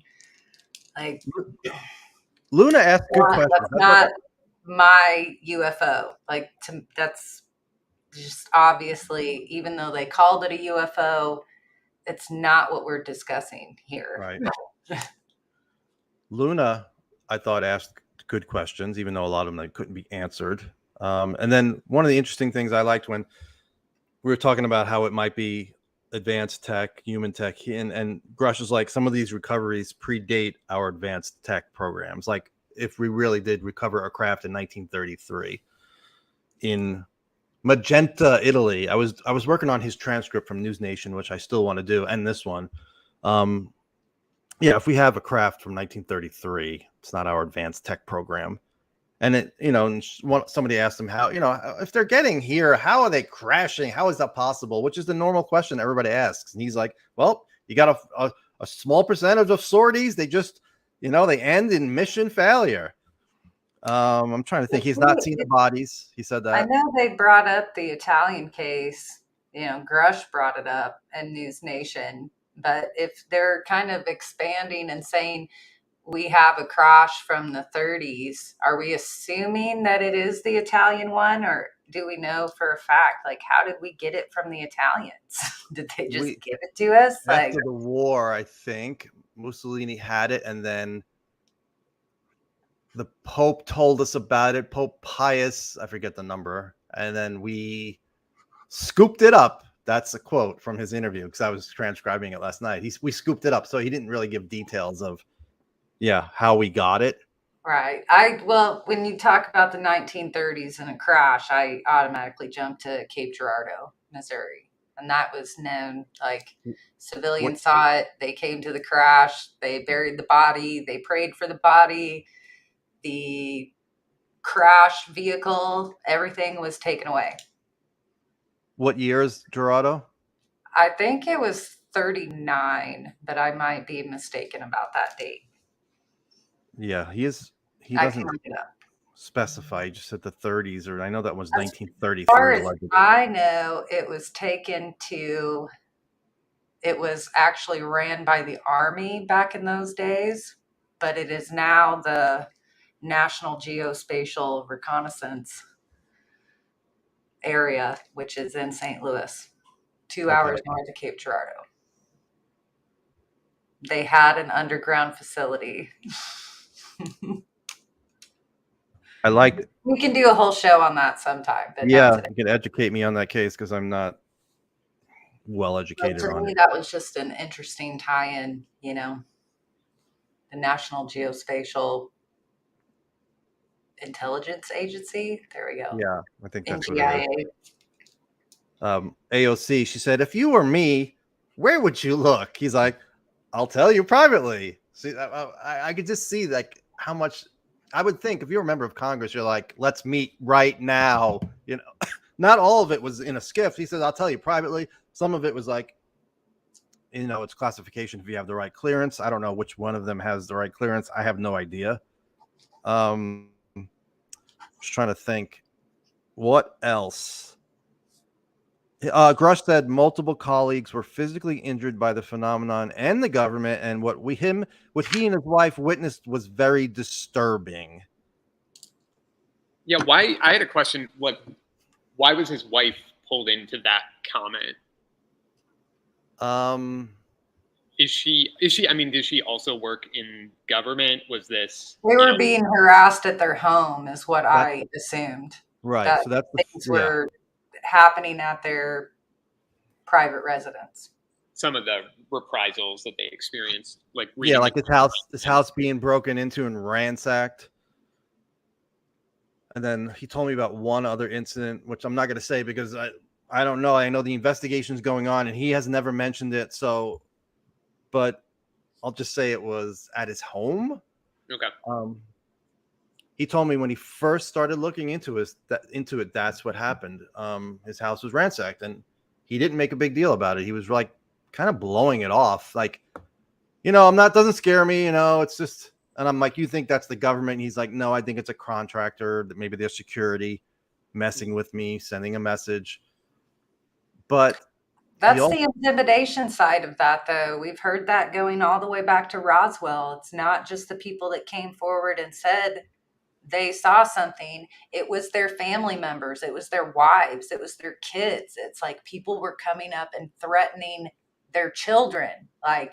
So leaving a wife out of the picture, I just don't, it's easy to assume that that sort of family circle or how you would silence people illegally. Yeah.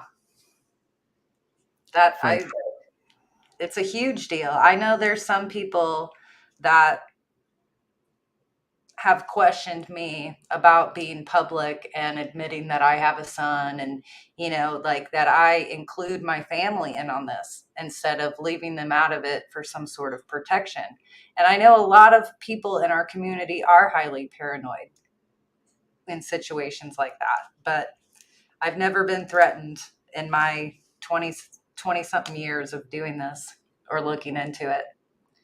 But I will say, when people bring up people being murdered over the phenomenon, that's where it gets researchers scared, because I know I'm not the only researcher who people have come to and told these stories to. At least I hope I'm not the only researcher. But there's honestly nothing we can do until we get it corroborated by somebody else. And I also don't know any researcher that would accept like confidential information. We're all smarter than that. We know we can get in trouble for things like that. But I know of one person who 4 people have come forward to me and talked to me about how they believe that person was murdered because what they were looking into concerning the phenomenon in our government. Jeez. So I know, and that's scary to me. Like, I don't like having that information. But on the other hand, like I said, I know I'm not the only person out there that hears these kind of stories. And really the bottom line is it goes in your vault. You take the testimony, you listen to the people tell their story, and then you sit on it. You have to. I've heard this person's first and last name. I've wondered, what her parents think or her widowed husband.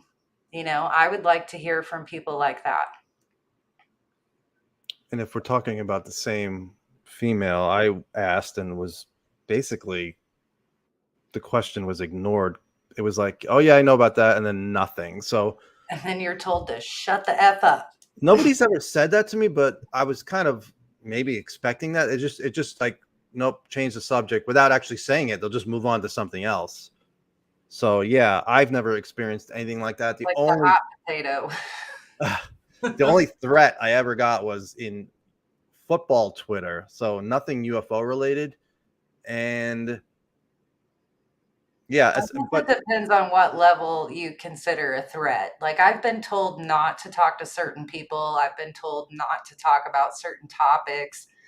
I've been told, because I'm on several email chains, I've been told that there's scary people in these email chains or members of Mossad or other intelligence groups other than our 3-letter acronyms.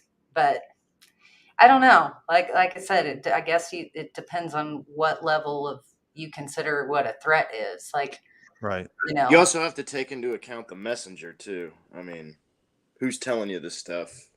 It's usually the first thing I look at really in depth. Yeah, I've been told stuff. It was a couple of years ago, and like 3 or 4 years ago, they sent me a message saying, "See this article here? It's all true, as far as I know." And it was saying that ATIP and OSEP did not study UFOs. I'm like, why are you sending this to me? I know that's not true. And later, the person they didn't apologize, but they said, we have a history, so let's try to make up for that. It was the closest to an apology I was going to get, but I never considered it being true. I shouldn't say that. I mean, obviously, I always had my doubts. I always have my doubts about a lot of stuff when we don't have hard proof, but I was pretty sure that was not true. I thought it was a pretty good judge of character with Lou talking about the program. I'm like, there's no way is Lou making up that ATIP, whether it was a program portfolio or whatever, studied UFOs. And this article was saying it was a quote from Susan Goff. So I'm like, no, come on. Was the implication that it was like studying the cryptids, like Green Street is all? No, it was just like the Goff statement that ATIP and OSEP didn't study UFOs is correct. Nothing about what they really studied, just that they didn't study UFOs. Gotcha. But Goff is like aerospace weapons. Right? Yeah, it wasn't even like that, but yeah. But Goff is like Kirkpatrick. They're very, very careful about how they say things. I don't think they want to blatantly lie. I don't think Kirkpatrick is lying. I think he beforehand realizes I can say this and this and this. Unless I don't, what do you think? I don't think 40 witnesses. It seems like there's a ton of smoke that we have a crash retrieval program. It certainly seems that way. Kirkpatrick seems like he's, for whatever reason, national security, his pride, he has reasons why he doesn't want to let that information out, is just not contacting Grush for the follow-up. And he's using certain words. He's like, yes, no.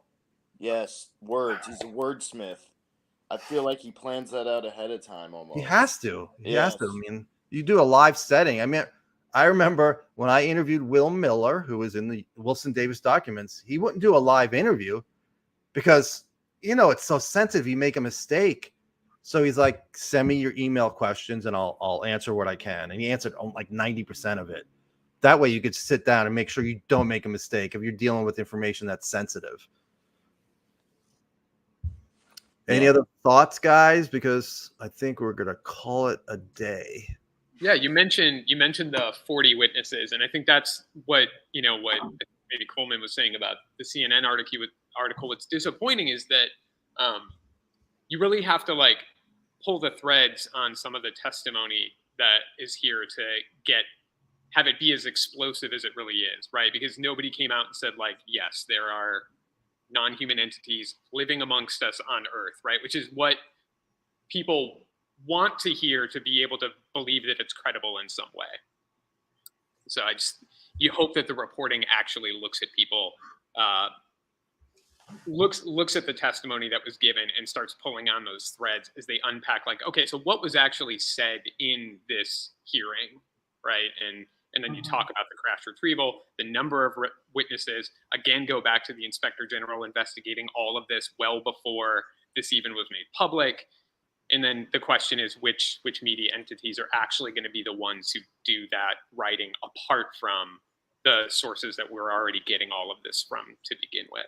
Like, does the New York Times go back to reporting the way they were previously when all of this was breaking, 6 years ago or whenever in 2017, whenever that was first coming out? And you could say like, oh my goodness, this is, the gray lady is actually reporting on this phenomenon, right? And that's what gave it the credibility to get us to where we are now. And the question is, do they go back to that or leave it up? I sure hope so. The debrief and News Nation and other non-traditional media platforms. Yeah, we need the media, New York Times, Washington Post, to do an expose in depth on this, specifically about crash retrievals, non-human intelligence. And we also need multiple members of Congress to say, you know what? This is the story of a lifetime for our species. We cannot drop this. We have to go and make sure once we speak to firsthand witnesses, if we believe them, we got to push as hard as we possibly can. This is from a politician's selfish standpoint, this is your legacy. You'll be remembered forever on this.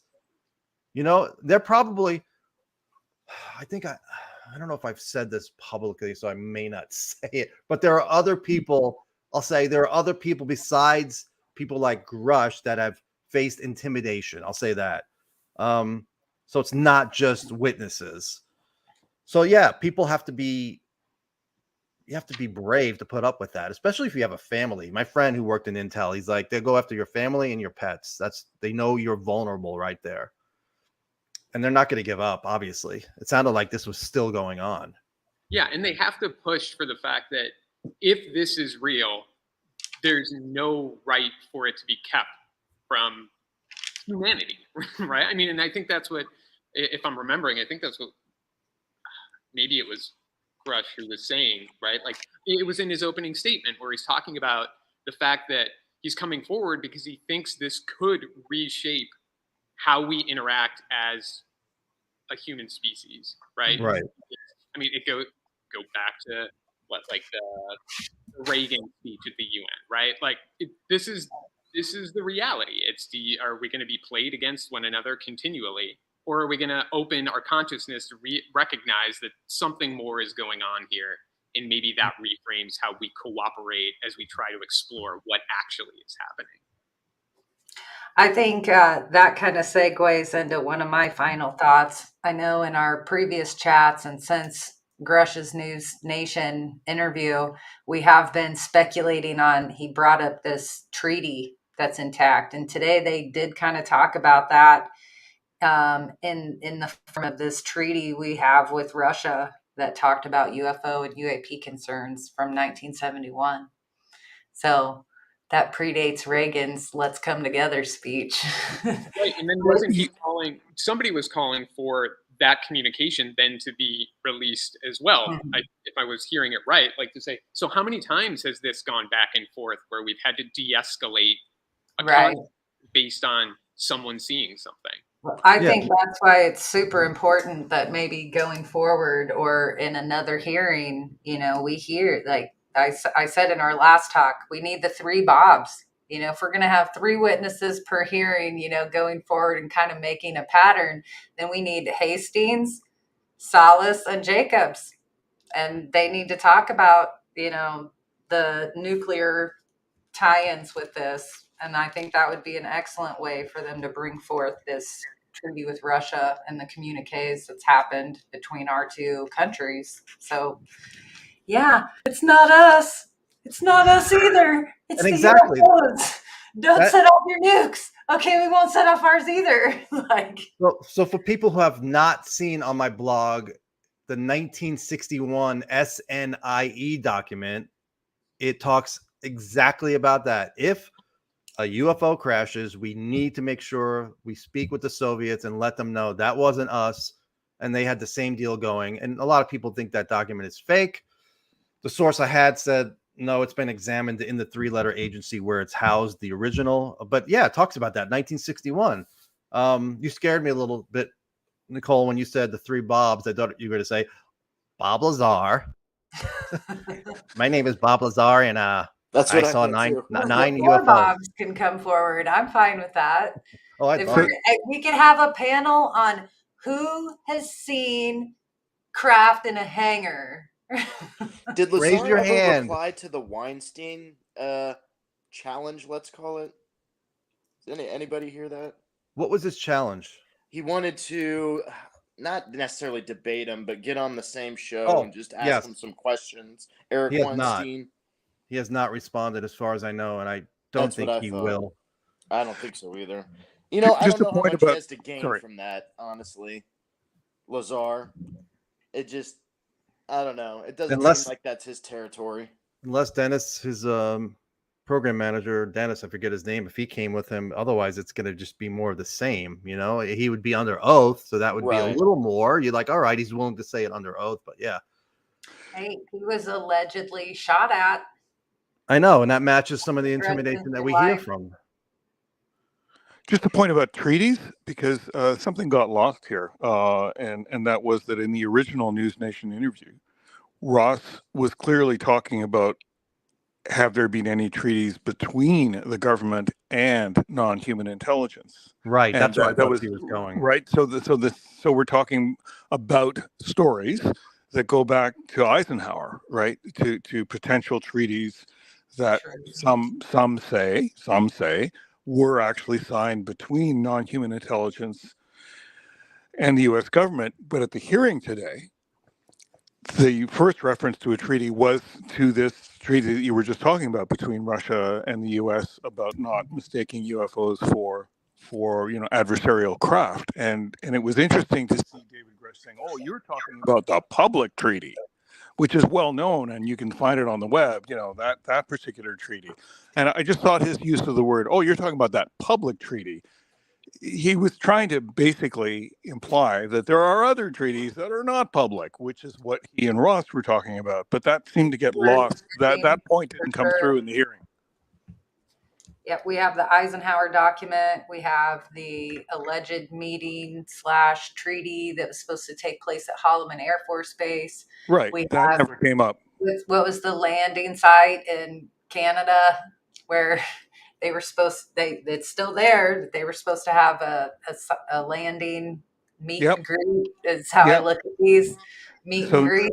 None of the congressmen got into those. They didn't even want to touch that question. Well, think about it. I mean, that's like the ultimate goodies, right? I mean, if there's a treaty, there's got to be parts of that. I mean, abductions are allowed, carte blanche. I mean, think of the things that would be in it and the implications. I mean, almost scary. And and it's not really something I would talk about. I mean, obviously in passing, yeah, you hear it, we all hear it, but then Grush talks about it. I'm like, wait a second, is there really maybe a treaty that was signed? Well, they echoed that in the opening of the hearing. Then a couple of them did. We're not going to talk about little green men. They're echoing Harry Reid with that. So, he did we bring up But they are talking about biologics. biologic specimens? I mean, sorry, biologic specimens? Right. Biologics, yeah. The road ultimately ends at Little Green Men, as much as we might not like it, or they might not like it. Except That's they're their not true green. form. No, their true form, they actually point. are green and they're little. I appreciate, like, as much as I want them to get into that, I appreciate that at least as this kind of opening into making this more public, we don't go down the realm of things that we can't actually verify, Right. because agree. then it's that much more easy to dismiss the very, the concrete substance of what each of these three gentlemen are saying, right? And what they're refusing to, or what they're withholding from saying in a public forum that, as we said before, is basically a yes to the Right. questions being asked. Understood, but just based on the exchange in the News Nation interview with Ross Coulthart, it would seem, to me at least, that Grush does know something about said treaties between humans and non-humans, and that falls within that whole umbrella of stuff that he can't discuss in a public setting. I just thought his use of the word, "Oh, those are public treaties you're talking about," was just interesting that he used that word "public" to emphasize that. That's all. So we will find out one step at a time. Obviously, You three guys who are here, your final thoughts, and then Nicole and I, we're going to end this. I don't have anything further to add. That was my final thoughts was bringing up the treaty. I think, I guess as a final thought, I will say, see you in September. I know everybody's probably joking at this point, saying like, what more is to come? But I think more witnesses will come forward. September might be a good month.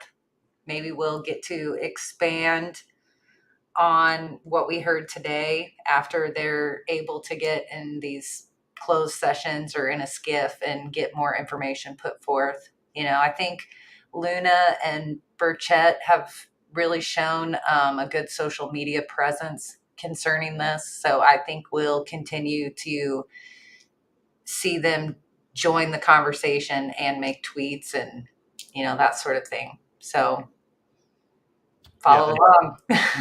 Yesterday she tweeted, she goes, "We are going to have field hearings."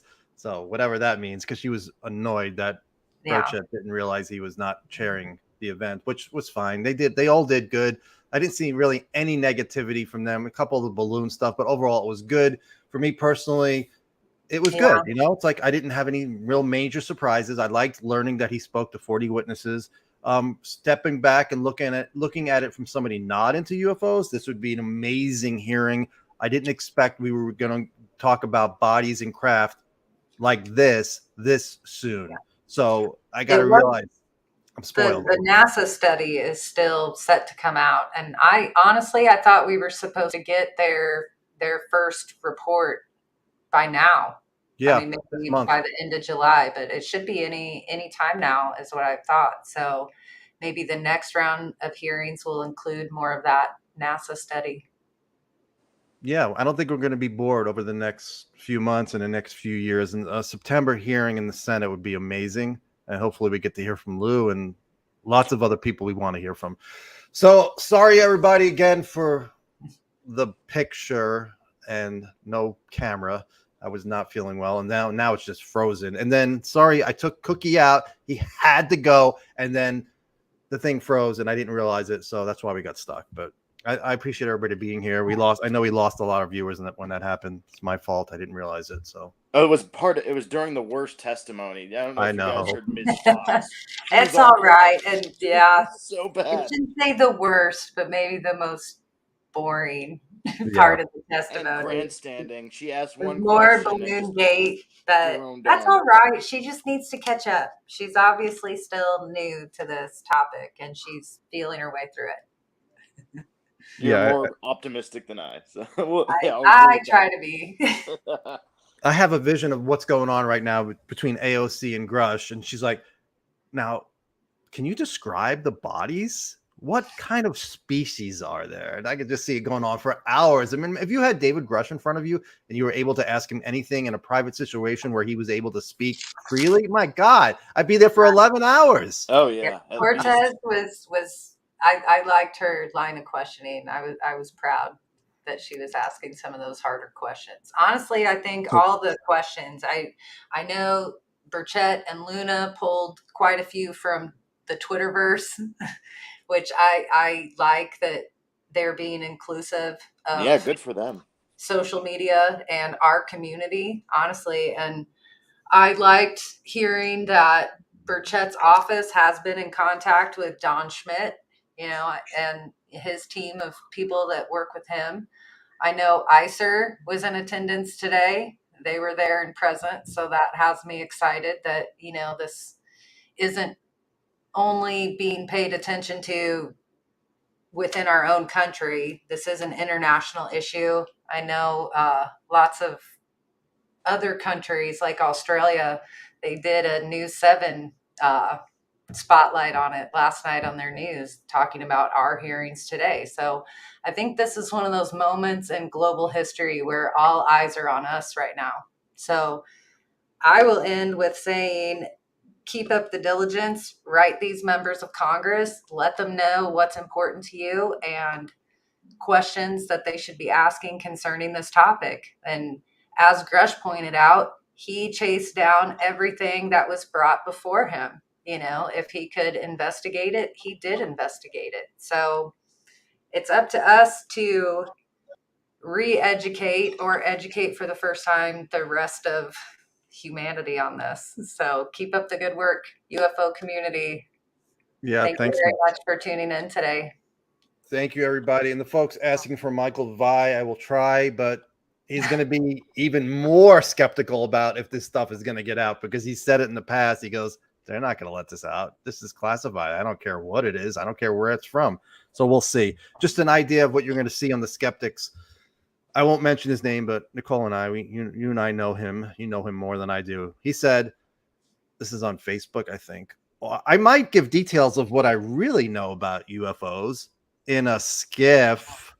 In other words, criticism. But that skiff is going on now. So, you know, you can criticize it, but they're all being educated right now. And hopefully we'll hear more. And I'm sure Twitter is on fire right now with videos. And I want to go watch the Knapp Corbell thing. And everybody, thanks for being here. Nicole, Dan, DP, Coleman Jones, everybody else that called in, quote unquote, called in. Thanks a lot. And we'll see you next time. Thanks for hosting, guys. Thank you, Joe. Thank you. You guys.